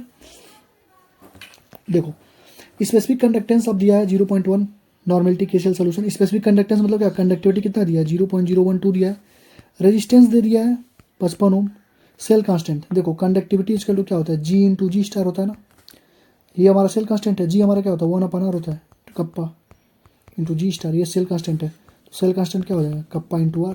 तो कप्पा क्या हो जाएगा बताओ, 0.012 इंटू 55, 55 दूना 100, तो 43 का हो जाएगा, 55 गुड़े 0.66, 0.66। समझ में आ गया ना, यहाँ तक तुम्हें कोई दिक्कत नहीं होगी अभी तक। अभी इलेक्ट्रोलिसिस आएगा, उसको देखना कितनी आसानी से हम लोग करेंगे, बस कंसेप्ट आने चाहिए, एक क्वेश्चन इसके बाहर आएगा नहीं, ठीक है, इतना मेरी गारंटी है। देखो on heating iron one end of a piece of metal the other end of becomes hot because of, यानी देखो अगर कोई मेटल है, अगर कोई हमारा मेटल है, ठीक है, उसको हीट हम लोग कर रहे हैं यहाँ से, ठीक है, यहाँ से हीट कर रहे हैं, तो दूसरा हीट क्यों एंड होता है, दूसरा हीट क्यों, कंडक्शन की वजह से होता है ना। कंडक्शन किसकी वजह से होता है, इलेक्ट्रॉन्स की वजह से होता है। तो क्या हो जाएगा 44 का ए, एनर्जाइज इलेक्ट्रॉन्स। देखो डाइल्यूट देखो H2SO4 है, ठीक है, ये SO4 जब एनोड पे होता है तो इससे क्या निकलता है बताओ बाबू, तो ऑक्सीजन निकलता है, और यहाँ पे हाइड्रोजन निकलता है कैथोड पे। कितनी इलेक्ट्रोलिसिस में बहुत अच्छे समझाया हूँ, अभी NCERT में कितने सारे क्वेश्चन कराया हूँ। तो हाइड्रोजन कैथोड पे, एनोड पे ऑक्सीजन, एनोड पे ऑक्सीजन 45 का बी, ठीक है। नंबर ऑफ फराडी, ये क्वेश्चन भी NCERT में था, करा चुका हूँ लेकिन फिर से कराता हूँ। देखो कह रहा है कि फराडी, देखो कैल्शियम से Ca+2 से कैल्शियम बनता है तो N का वैल्यू 2 होता है, इसका मतलब 2 मोल इलेक्ट्रॉन चाहिए होता है 96,000। 2 मोल इलेक्ट्रॉन कितने के लिए चाहिए, 2 मोल इलेक्ट्रॉन चाहिए होता है, कैल्शियम का मोल मास कितना है 40 के लिए, यानी 40 ग्राम के लिए 2 फराडे इलेक्ट्रिसिटी चाहिए होता है। 2 मोल का मतलब 2 फराडे इलेक्ट्रिसिटी, 40 ग्राम के लिए 2 फराडे इलेक्ट्रिसिटी, तो 1 ग्राम के लिए 2 फराडे अपन 40, तो 20 ग्राम के लिए कितना होगा 2 फराडे अपन 40 गुड़े 20, तो 20 पूरा कट जाएगा, फराडे बचेगा 1 फराडे, 46 का है। ये सेम क्वेश्चन NCERT में था, अभी कराया हूँ जस्ट इसके पहले वाले पार्ट में। During the electrolysis of molten sodium का टाइम रिक्वायर्ड टू प्रोड्यूस इतना मोल, देखो कह रहा है टाइम कितना होगा, हमको मालूम है क्या, वेट इक्वल टू, हमको क्या मालूम बताओ, वेट इक्वल टू क्या होता है, Z into I into T होता है ना, Z into I into T. Z क्या हमारे पास molar mass upon N into 96,500 into I into T. Wait हमारा दिया, वेट नहीं दिया, मोल दिया ना, तो 0.1 मोल दिया है। तो number of moles equal to क्या होता है, मास अपन मोलर मास। तो बताओ मास क्या हो जाएगा, मोलर मास इंटू 0.1 कर दो, मोलर मास कितना होगा बताओ तो। सोडियम क्लोरीन गैस का मोलर मास कितना होगा, क्लोरीन गैस का मोलर मास बता दो तो कोई। Cl2 एक का होता है 35, एक का होता है कितना, Cl2 हो गया ना गैस हमारा, तो एक का होता है 35 और 71 होगा ना, 71 गुणे 0.1, तो यहाँ पे लिख दो तुम, वेट कितना हो जाएगा 7.1 हो जाएगा, कोई दिक्कत 7.1। और फिर मोलर मास कितना रखोगे यहाँ पे मोलर, देखो एक चीज़ तुम्हें समझा दूँ मैं, जो वेट होता है ना, जितना डिपॉजिट हुआ है वो कितना प्रोडक्ट डिपॉजिट होता है वो होता है, ठीक है। तो प्रोडक्ट कितना डिपॉजिट हुआ, Cl2 गैस हमारा हुआ, ठीक है। तो कितना रखोगे 71, मोलर मास में कितना रखोगे 71। लेकिन जो ये मोलर मास होता है ये हम इंडिविजुअल का रखते हैं, जैसे Cl माइनस से Cl2 बना तो Cl का रखोगे, O2 है O2 का रखोगे, ऑक्सीजन का रखोगे, ठीक है, 16 रखोगे, ठीक है ना, 32 नहीं रखोगे, O मतलब O से कुछ बन रहा है तो मतलब 16, मतलब Cl माइनस मतलब जो रिएक्टेंट होता है उससे जो प्रोडक्ट बनता है वो हम लोग लिखते हैं, ठीक है। जैसे मान लो सोडियम रखना होता है, सोडियम से Na बन जाता तो सोडियम ही रखते हैं, ठीक है। मान लो ब्रोमीन माइनस होता है, ब्रोमीन माइनस से Br2 बनता है तो हम लोग Br माइनस रखते हैं यहाँ पे, ठीक है। तो यहाँ पे Cl माइनस होगा तो Cl माइनस कितना होता है तो 35.5 इंटू करंट कितना है बताओ, करंट कितना है, करंट करंट करंट 3 एम्पियर है, टाइम निकालना है। एन का वैल्यू कितना होगा सोडियम क्लोराइड में, एन का वैल्यू एक ही होगा ना, Na प्लस होता ना। अरे एन का वैल्यू कितना होगा, एन का वैल्यू एक ही तो होगा। अरे Na से Na प्लस में जा रहा है, एक होगा, बस बात खत्म। एक रखो 96,500 तो ये हो जाएगा कितना 7.1 इंटू 96,500 और अपान 35.5 इंटू 3 इक्वल टू टाइम। तो ये हो जाएगा हमारे पास टाइम, रुक जाओ कैलकुलेट करता हूँ। 7 इंटू 1 96,500 अपान 35 इंटू 3 ये हो जाएगा 6433 सेकेंड अपान 60 कर दो, मिनट में आ जाएगा 60 107 मिनट। 110 के करीब में है तो 110 मार तो बस बात खत्म, ठीक है। तो कुछ था नहीं, ये हमारा हो गया क्वेश्चन नंबर 47। 48 पे आ जाओ। Number of electrons delivered at the cathode during plus current 1 ampere. देखो कितना नंबर ऑफ इलेक्ट्रॉन्स, ये यार होमवर्क ले लो अपना। Q इक्वल टू क्या होता है, N इक्वल टू IT होता है। N का वैल्यू पूछ रहा है, IT अपन ही कर दो, ठीक है। ये जरूरी नहीं है कि तुम इलेक्ट्रोलिसिस से कॉन्सेप्ट है तो केमिस्ट्री का फॉर्मूला लगाओ, फिजिक्स का भी लगाओ ना, क्या दिक्कत है। कितना फराडे का चार्ज बताओ, कितना फराडे बताओ, कितना फराडे बताओ। देखो +7 से चला गया, किसमें +7 से कहाँ चला गया, +7 से चला गया, +7 से चला गया, नहीं +6 से चला गया, +6 से +7 में कितने का चार्ज हुआ, एक का ना। यानी 1 मोल इलेक्ट्रॉन में 1 मोल, 1 इलेक्ट्रॉन का मतलब कितना हुआ 1 फराडे, लेकिन ये 1 मोल का होता है, 1 मोल मतलब 1 फराडे, ठीक है। कितना मोल दिया 0.1 मोल, 0.1 मोल मतलब कितना होगा 0.1 फराडे, 0.1 फराडे में कितना 96,500 इंटू 0.1 96,150 सी 49 का सी, समझ गया ना। 1 इलेक्ट्रॉन मतलब 1 मोल फराडे, 1 मतलब 1 फराडे, 1 मोल में 1 फराडे, 1 मोल में 1 फराडे तो 0.1 में 0.1 फराडे, बस बात ही खत्म। यही क्वेश्चन तुमसे जेईई मेंस में पूछा था ना कल, ये क्वेश्चन नीट में है ना, कल भी सुबह भी करा दिया था, आज भी करा देता हूँ, कोई दिक्कत नहीं। देखो क्वेश्चन हमसे क्या पूछा है कि हमसे कह रहा है कि वेट बता दो सिल्वर का कितना डिस्प्लेस होगा क्वांटिटी में जब हम लोग, देखो यहाँ पे दिया सिल्वर, यहाँ पे दिया ऑक्सीजन। तो मैंने क्या बोला था, जब किसी भी चीज़ को तुम सीरीज में जोड़ते हो तो फराडे सेकेंड ला लगा दो, weight 1 upon weight 2 equivalent weight of 1 upon equivalent weight of 2। हमसे पूछ रहा है वेट ऑफ सिल्वर, तो वेट ऑफ सिल्वर को x मान लो, x मान लो। वेट ऑफ ऑक्सीजन कितना होगा बताओ, वेट ऑफ ऑक्सीजन कितना होगा, चलो अभी लिखते हैं। इक्वलेंट वेट ऑफ सिल्वर कितना होगा, मोलर मास अपन एन फैक्टर, एन फैक्टर 1 होता है ना, Ag का Ag प्लस में जाता है ना, तो 1 हो जाएगा एन फैक्टर। और इक्वलेंट वेट ऑफ ऑक्सीजन कितना होगा, इक्वलेंट वेट ऑफ ऑक्सीजन बताओ तो, इक्वलेंट वेट ऑफ ऑक्सीजन इसके लिए तुम क्या रखोगे, इक्वलेंट वेट ऑफ ऑक्सीजन के लिए। देखो तुम्हारे पास मैंने 3-4 फॉर्मूले तुम्हें बताए थे, लास्ट में मैंने बोला था कि वही सारे फॉर्मूले काम आएंगे जो मैंने तुम्हें लास्ट में लिखवा रहा हूँ, ठीक है। तो देख लो अपना फॉर्मूला तुम, क्वेश्चन नंबर, इसका आंसर तो मैंने तुम्हें सुबह ही बता दिया था, कोई दिक्कत नहीं है। 50 का आंसर तो मैंने तुम्हें बता दिया था, लगभग 108 आता है, फिर भी कोई दिक्कत नहीं है। ये सब क्या आ गया, ठीक है चलो। तो देखो जब इसका इक्विवेलेंट निकालोगे तो एन फैक्टर कितना होता है बताओ तो, एन फैक्टर रुक जाओ, N factor of O2, N factor of O2 क्या होता है, वॉल्यूम एट, क्या होता है वॉल्यूम एट इक्विवेलेंट होगा ना। कि देखो फॉर्मूला मैंने तुम्हें लिखवाया हुआ था, फॉर्मूले से ही सारी चीज़ें होंगी, फॉर्मूले याद रहेंगी चीज़ें हो जाएंगी। तो मैंने बोला था ना ब्रह्मास्त्र है, उसे सारे क्वेश्चन लगाएंगे। आ जाओ मुन्ना, ये देखो volume of gas equivalent weight, equivalent volume कितना होता है, मोलार वॉल्यूम अपन एन फैक्टर, मोलार वॉल्यूम अपन एन फैक्टर। तो volume of gas at STP कितना दिया हुआ है हमारे पास, पहले से दिया हुआ 5600 ml, 5600 ml का मतलब कितना होगा 5.6 हो गया। तो 5.6 देखो ये हो जाएगा हमारे पास। अच्छा क्वेश्चन है यार, अच्छा क्वेश्चन था, इंपॉर्टेंट था। देखो 5.6 upon 22.4 upon N factor, O2 का एन फैक्टर निकालोगे ना, O2 का ये हमारा एन फैक्टर ही तो निकला, ये एन फैक्टर वो हमारा। अरे यार देख लो तुम लोग, एन फैक्टर का वैल्यू क्या होता है, volume of gas at STP upon volume at equivalent. तो वॉल्यूम ऑफ गैस STP कितना दिया है 5.6 दिया है, 5.6 अपॉन 22.4 लीटर। तो एन का वैल्यू कितना हो गया 1/4 हो गया ना, तो 1/4 हो गया। तो मोलर मास रख दो पहले, मोलर मास रख दो। तो इक्विवेलेंट वेट ऑफ ऑक्सीजन कितना हो जाएगा, मोलर मास O2 है ना, तो मोलर मास अपन 1/4 चला जाएगा ऊपर। तो ये हो जाएगा 108 × 4 अपन 32, यही होगा ना, 108 गुणे 4 अपन 32, 4 उठे 32, तो ये हो जाएगा 108 अपन 8। कोई दिक्कत? एक्स था। अब हमारे पास वेट ऑफ ये निकालना था एजी का, और वेट ऑफ ऑक्सीजन कितना है? वेट ऑफ ऑक्सीजन बताओ तो, वेट ऑफ ऑक्सीजन बोलो कितना होता है? 80 होता है ना वेट ऑफ ऑक्सीजन। 8 से 8 खत्म। मैंने क्या बोला था कि वेट दिया है, कह रहा है कि वेट ऑफ सिल्वर बताओ जो डिस्प्लेस करेगा ऑक्सीजन को, तो तुम वेट को कितना रखोगे? वेट को तुम्हें 80 रखना पड़ेगा ना, क्योंकि 108 weight of Ag displace upon weight of a mole, तो ये हो जाएगा 8 रखोगे, एक्स इक्वल टू 108 आ जाएगा। बहुत ही अच्छा क्वेश्चन था, क्वेश्चन नंबर 50। तो क्वेश्चन नंबर 50 का डी सही है। इंपॉर्टेंट क्वेश्चन था, जो हमने वहाँ पे फॉर्मूले लिखे थे उसी फॉर्मूले का यूज़ करके हमने रखा। वेट रख दिया पहले एक्स, ठीक है, उसके बाद रख दिया वेट ऑफ ऑक्सीजन 8, ठीक है। उसके बाद हमने रख दिया क्या, क्वांटिटी 5600 ml ये 5600 ml ऑक्सीजन दिया था। हमने पहले 5.6 लीटर रख के इक्विवेलेंट वेट रखा एजी का, 108 अपन 1 मोलर मास।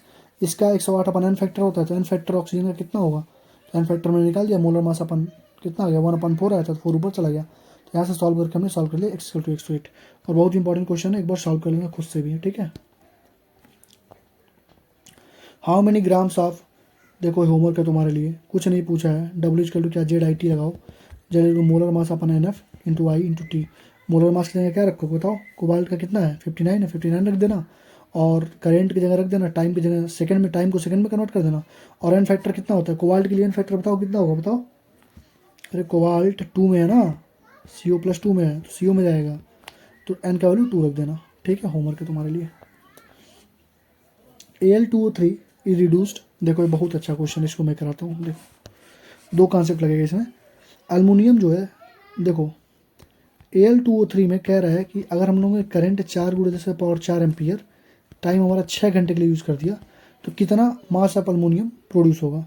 तो फिर वही नहीं, ये तो 2 कॉन्सेप्ट वाला एनसीईआरटी में था, फिर वही है, जेड आई टी करो ना। क्या पूछा हमसे?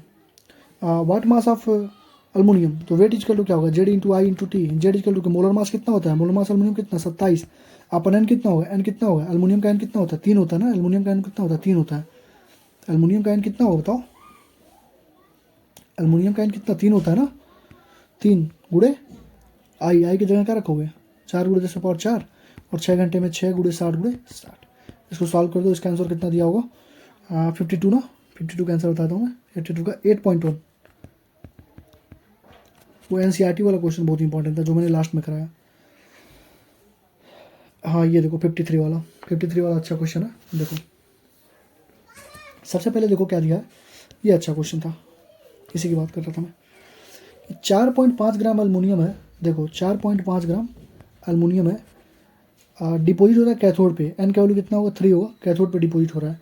कह रहा है कितना वॉल्यूम हाइड्रोजन गैस प्रोड्यूस होगा STP पे, सेम क्वांटिटी ऑफ चार्ज। कितना है? Same quantity. तो पहले इलेक्ट्रिक चार्ज निकालो ना, पहले इलेक्ट्रिक चार्ज निकालो।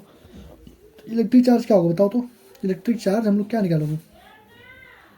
तो देखो इलेक्ट्रिक चार्ज हमारा हो जाएगा कि 4.5 ग्राम हो गया ना। तो इलेक्ट्रिक चार्ज देखो W इक्वल टू क्या होता है? जेड इंटू क्यू होता है ना, equal to Z into Q equal to molar mass upon NF into Q equal to weight हो जाएगा। तो वेट हमारा कितना दिया है? 4.5 ग्राम। मोलर मास कितना है? 27 है। एन फैक्टर कितना है? 3 है। फराडे इक्वल टू क्यू, तो क्यू इक्वल टू कितना हो जाएगा? 3 9 जा 27, तो 4.5 F upon 9 equal to Q हो जाएगा, यानी कि F अपन 2। ये हमारा आ गया इलेक्ट्रिसिटी। अब इसी इलेक्ट्रिसिटी को हम यूज़ कर देंगे, और कितना वॉल्यूम पूछा है वो हमसे निकाल लेंगे। तो इसी इलेक्ट्रिसिटी को यूज़ करते हैं, तो देखो क्या हुआ। देखो कितना पूछा? वॉल्यूम पूछा ना, वॉल्यूम। तो क्या लिखेंगे? नंबर ऑफ इक्विवेलेंट निकाल लो। Number of equivalent of aluminium equal to number of equivalent of S2, यही करना था हमको। तो यहाँ से वो कितना मिल गया? 4.5 अपन 9, यानी कि F/2 यहाँ से मिल गया हमको, कोई दिक्कत नहीं है। अरे चार्ज मिला ना, वही इक्विवेलेंट चार्ज के बराबर होता है, Q अपन F के बराबर, तो F/2 हो जाएगा। और यहाँ से नंबर इक्विवेलेंट निकालो क्या? वॉल्यूम एट STP हमसे पूछ रहा है। 22.4 मोलर वॉल्यूम होता है। एन फैक्टर कितना होगा? एन फैक्टर हाइड्रोजन कितना होता है? 2 होता है, 2 से 11.2। तो वॉल्यूम इक्वल टू कितना हो जाएगा? ये 11.2 अपन 2, 5.6 लीटर, 5.6 लीटर। 53 का डी, 53 का डी।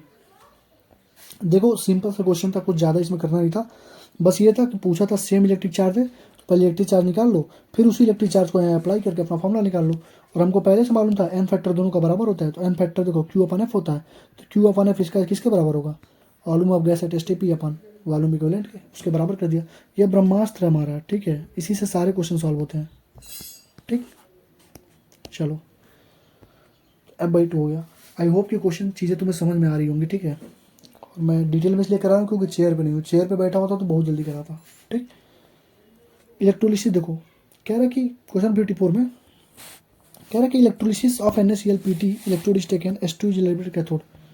देखो कह रहा है कि जब इलेक्ट्रोलिसिस करते हैं NaCl का, ठीक है, NaCl का, तो जो प्लेटिनम है उसके प्रेजेंस में तो हाइड्रोजन हमारे कैथोड पे होता है, लेकिन जब Hg लेते हैं तो सोडियम अमलगम बन जाता है, NaHg बन जाता है। ऐसा क्यों होता है, ऐसा क्यों होता है? तो मुझे एक बस इतना चीज़ बताओ, मुझे बस इतना चीज़ बता दो तुम कि H+ के ऊपर देखो हाइड्रोजन है ना, सोडियम होता है यहाँ पे, और ये मरकरी होता है यहाँ पे, ठीक है। तो नीचे जाने पे हमारा क्या होता है, SRP बढ़ती है, यानी इसके लिए क्या चाहिए हमको, हाई वोल्टेज चाहिए। तो एमएलगम के लिए हमको हाई वोल्टेज चाहिए होता है, ठीक है, एमएलगम के लिए हमको हाई वोल्टेज चाहिए होता है। तो H+ हमारा क्या होता है, बहुत ईजिली डिस्चार्ज हो जाता है। तो एमएलगम के लिए हाई वोल्टेज चाहिए होता है, इसलिए हम बोल देंगे इसका आंसर क्या हो जाएगा, ऊपर से नीचे जाओगे तो SRP बढ़ेगा ना, तो यानी हाई वोल्टेज रिक्वायर्ड होगा, तो इसके वजह से इसका आंसर क्या हो जाएगा, बी हो जाएगा, more voltage required to reduce H+ at Hg then Pt। Amalgam नीचे होता है ना, तो उसके लिए ज़्यादा SRP चाहिए होता है, तो इसकी वजह से क्या होता है हमारे पास, सोडियम एमएलगम का वो फॉर्मेशन कर लेता है। ठीक है, 54 हो गया। 55 होमवर्क तुम्हारे लिए। फिर amount of work done equal to Z, weight equal to ZIT लगा देना, molar mass upon NF into IT कर देना, ठीक है। 55 56 sodium is made by electrolysis of molten क्यों डालते हैं, मेल्टिंग पॉइंट को कम करने के लिए। देखो ऐसे क्वेश्चन तो हट गए हैं, लेकिन एक बार ध्यान रखना कि क्यों डाला जाता है, ताकि मोल्टेन पॉइंट कम हो जाए।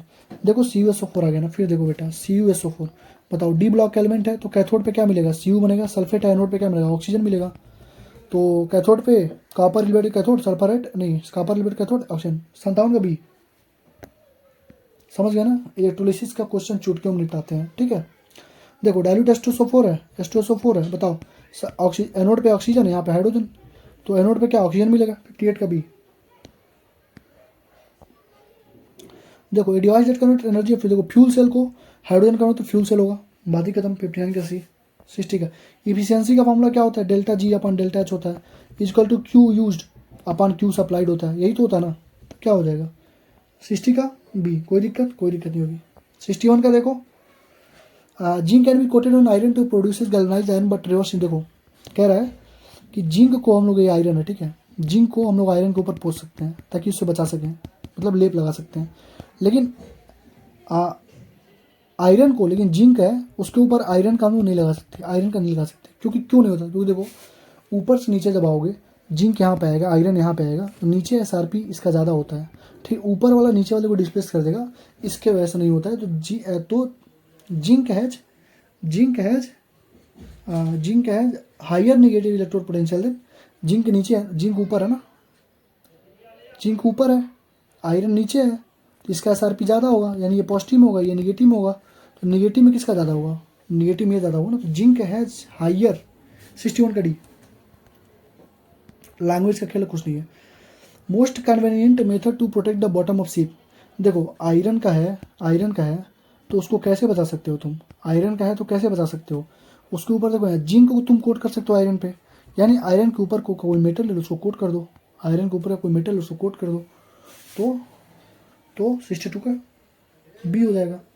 वाइट इम्प्रिंटिंग यार, ये देखो सब क्वेश्चन अब आएगा नहीं, बहुत पहले था, अभी सब आएगा नहीं, ठीक है, पहले बहुत पूछा था।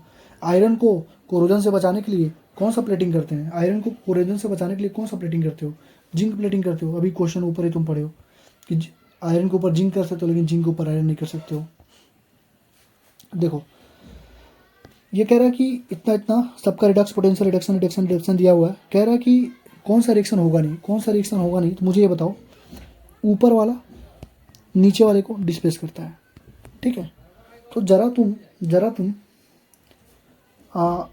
ये देखो CuSO4 है, जिंक है, लिख बा सरकाना मग अलमंजन, जिंक यहाँ पे है, कॉपर यहाँ पे, ठीक है। जिंक कॉपर को डिस्प्लेस करेगा, रिएक्शन पॉसिबल होगा, ठीक है। CuSO4Fe, तो Fe भी हमारा यहीं पे होगा, लिख बा सरकाना मग अलमंजन फी को नहीं, फी यानी आयरन यहाँ पे आ जाएगा, आयरन में डिस्प्लेस करेगा, सही है। FeSO4 जिंक, लिख बा सरकाना मग अलमंजन फी को नहीं, अलमंजन फी, फिर इसको डिस्प्लेस करेगा, कोई दिक्कत नहीं है। CuSO4 जरा Ag को देखना, ये हमारा आंसर होगा, ये नहीं कर पाएगा, क्यों? क्योंकि लिख बा सरकाना मग अलमंजन फीको नहीं, हाई कोरट है आपका, Cu है, Ag है, Ag हमारा नीचे है, Ag नीचे है तो कैसे डिस्प्लेस करेगा, नहीं कर पाएगा ना। तो वही बस ऊपर से देखना था हमको SRP उसका वैल्यू वगैरह। 65 देखो बहुत ही अच्छा क्वेश्चन है, एक तरह से पूछ रहा है कि परमैंगनेट क्या लिबरेट करेगा O2 को from in the presence of acid, permanganate क्या उसको लिबरेट करेगा, तो मुझे ये बताओ करेगा कि नहीं करेगा। MnO4 माइनस देखो किस ऑक्सीडेशन +1 में ना, यानी क्या है, ऑक्सीडाइजिंग एजेंट है, यानी बेस्ट ऑक्सीडाइजिंग एजेंट है ना। तो ऑक्सीडाइजिंग एजेंट है तो वो ये देखो, तो वो ऑक्सीडाइजिंग एजेंट है, तो ऑक्सीडाइजिंग एजेंट है तो पानी को लिबरेट करेगा, बिल्कुल करेगा। ऑक्सीडाइजिंग एजेंट है तो दूसरे का ऑक्सीडेशन करेगा, खुद का रिडक्शन करेगा, दूसरे का ऑक्सीडेशन करेगा ना, दूसरे का ऑक्सीडेशन करेगा यानी बिल्कुल करेगा, तो लिबरेट करेगा, 65 का लिबरेट करेगा, ठीक है। और E0 सेल क्या हो जाएगा, E0 सेल क्या होता है, E0 cathode minus E0 anode, ठीक है। तो E0 कैथोड बता दो कितना है, E0 कैथोड किसका रिडक्शन हो रहा है, MnO4 माइनस में कितना है भैया, MnO4 माइनस ये हो जाएगा 1.233 माइनस में माइनस 1.510, 1.233 प्लस 1.51, 2 पॉइंट, नहीं गलती हो गया ना, SRP कैसे निकालो भैया, ESRP जो होगा E cathode minus E anode निकालोगे, यही होता है ना। E कैथोड कितना होगा बाबू, जिसका रिडक्शन हो रहा है, तो MnO4 माइनस तो ऑक्सीडाइजिंग एजेंट है, दूसरे का ऑक्सीडेशन करेगा, खुद का रिडक्शन करेगा, तो रिडक्शन होगा MnO4 का रिडक्शन होगा, तो माइनस में 1.510, कोई दिक्कत नहीं होगी यहाँ तक। माइनस में एनोड का तुम देखोगे, एनोड का जब तुम देखोगे तो ये हो जाएगा 1.233, एनोड इसका ऑक्सीडेशन होगा ना, तो 1.510 1.233, 10 में 3 जा 7, 10 में 3 जा 7, 4 में 2 जा 2, 0.287 पहला होगा 65 का ए। और E0 सेल का वैल्यू ही पॉजिटिव आ गया, यानी रिएक्शन फिजिबल है, ठीक है। तो नो का तो कोई चांस ही नहीं था। ये देखो ये तुमसे मैं क्या बताऊँ, ये इतना बेहुदा सवाल था, इसके वजह से मेरा 5-6 मिनट नुकसान हो गया था। इसका कोई ऑप्शन ही नहीं दिया हुआ था, इसका कोई ऑप्शन सही नहीं था, ये नन दिया हुआ ना, ये बाद में दिया होगा, क्योंकि वहाँ पे 4 ऑप्शन थे और इसका कोई ऑप्शन ही सही नहीं था। सॉल्व करते करते परेशान हो गया, 5 से 6 मिनट इसने मेरे ले लिया, कई बार मैंने सॉल्व किया इसको, मैं सोचा एक क्वेश्चन सही हो जाएगा, इसके चक्कर में बहुत गलत हो गया। होमवर्क ले लो, खुद से करना, आसान सा क्वेश्चन था लेकिन आंसर ही जब नहीं दिया है सही तो फिर कोई क्या करेगा, NTA की गलती थी। यहाँ पे सेल कांस्टेंट पूछ रहा है, ये भी होमवर्क ले लो, सेल कांस्टेंट कितनी बार बता चुका हूँ, ठीक है। तो मिलते हैं हम लोग, चैप्टर हमारा कंप्लीट हो चुका।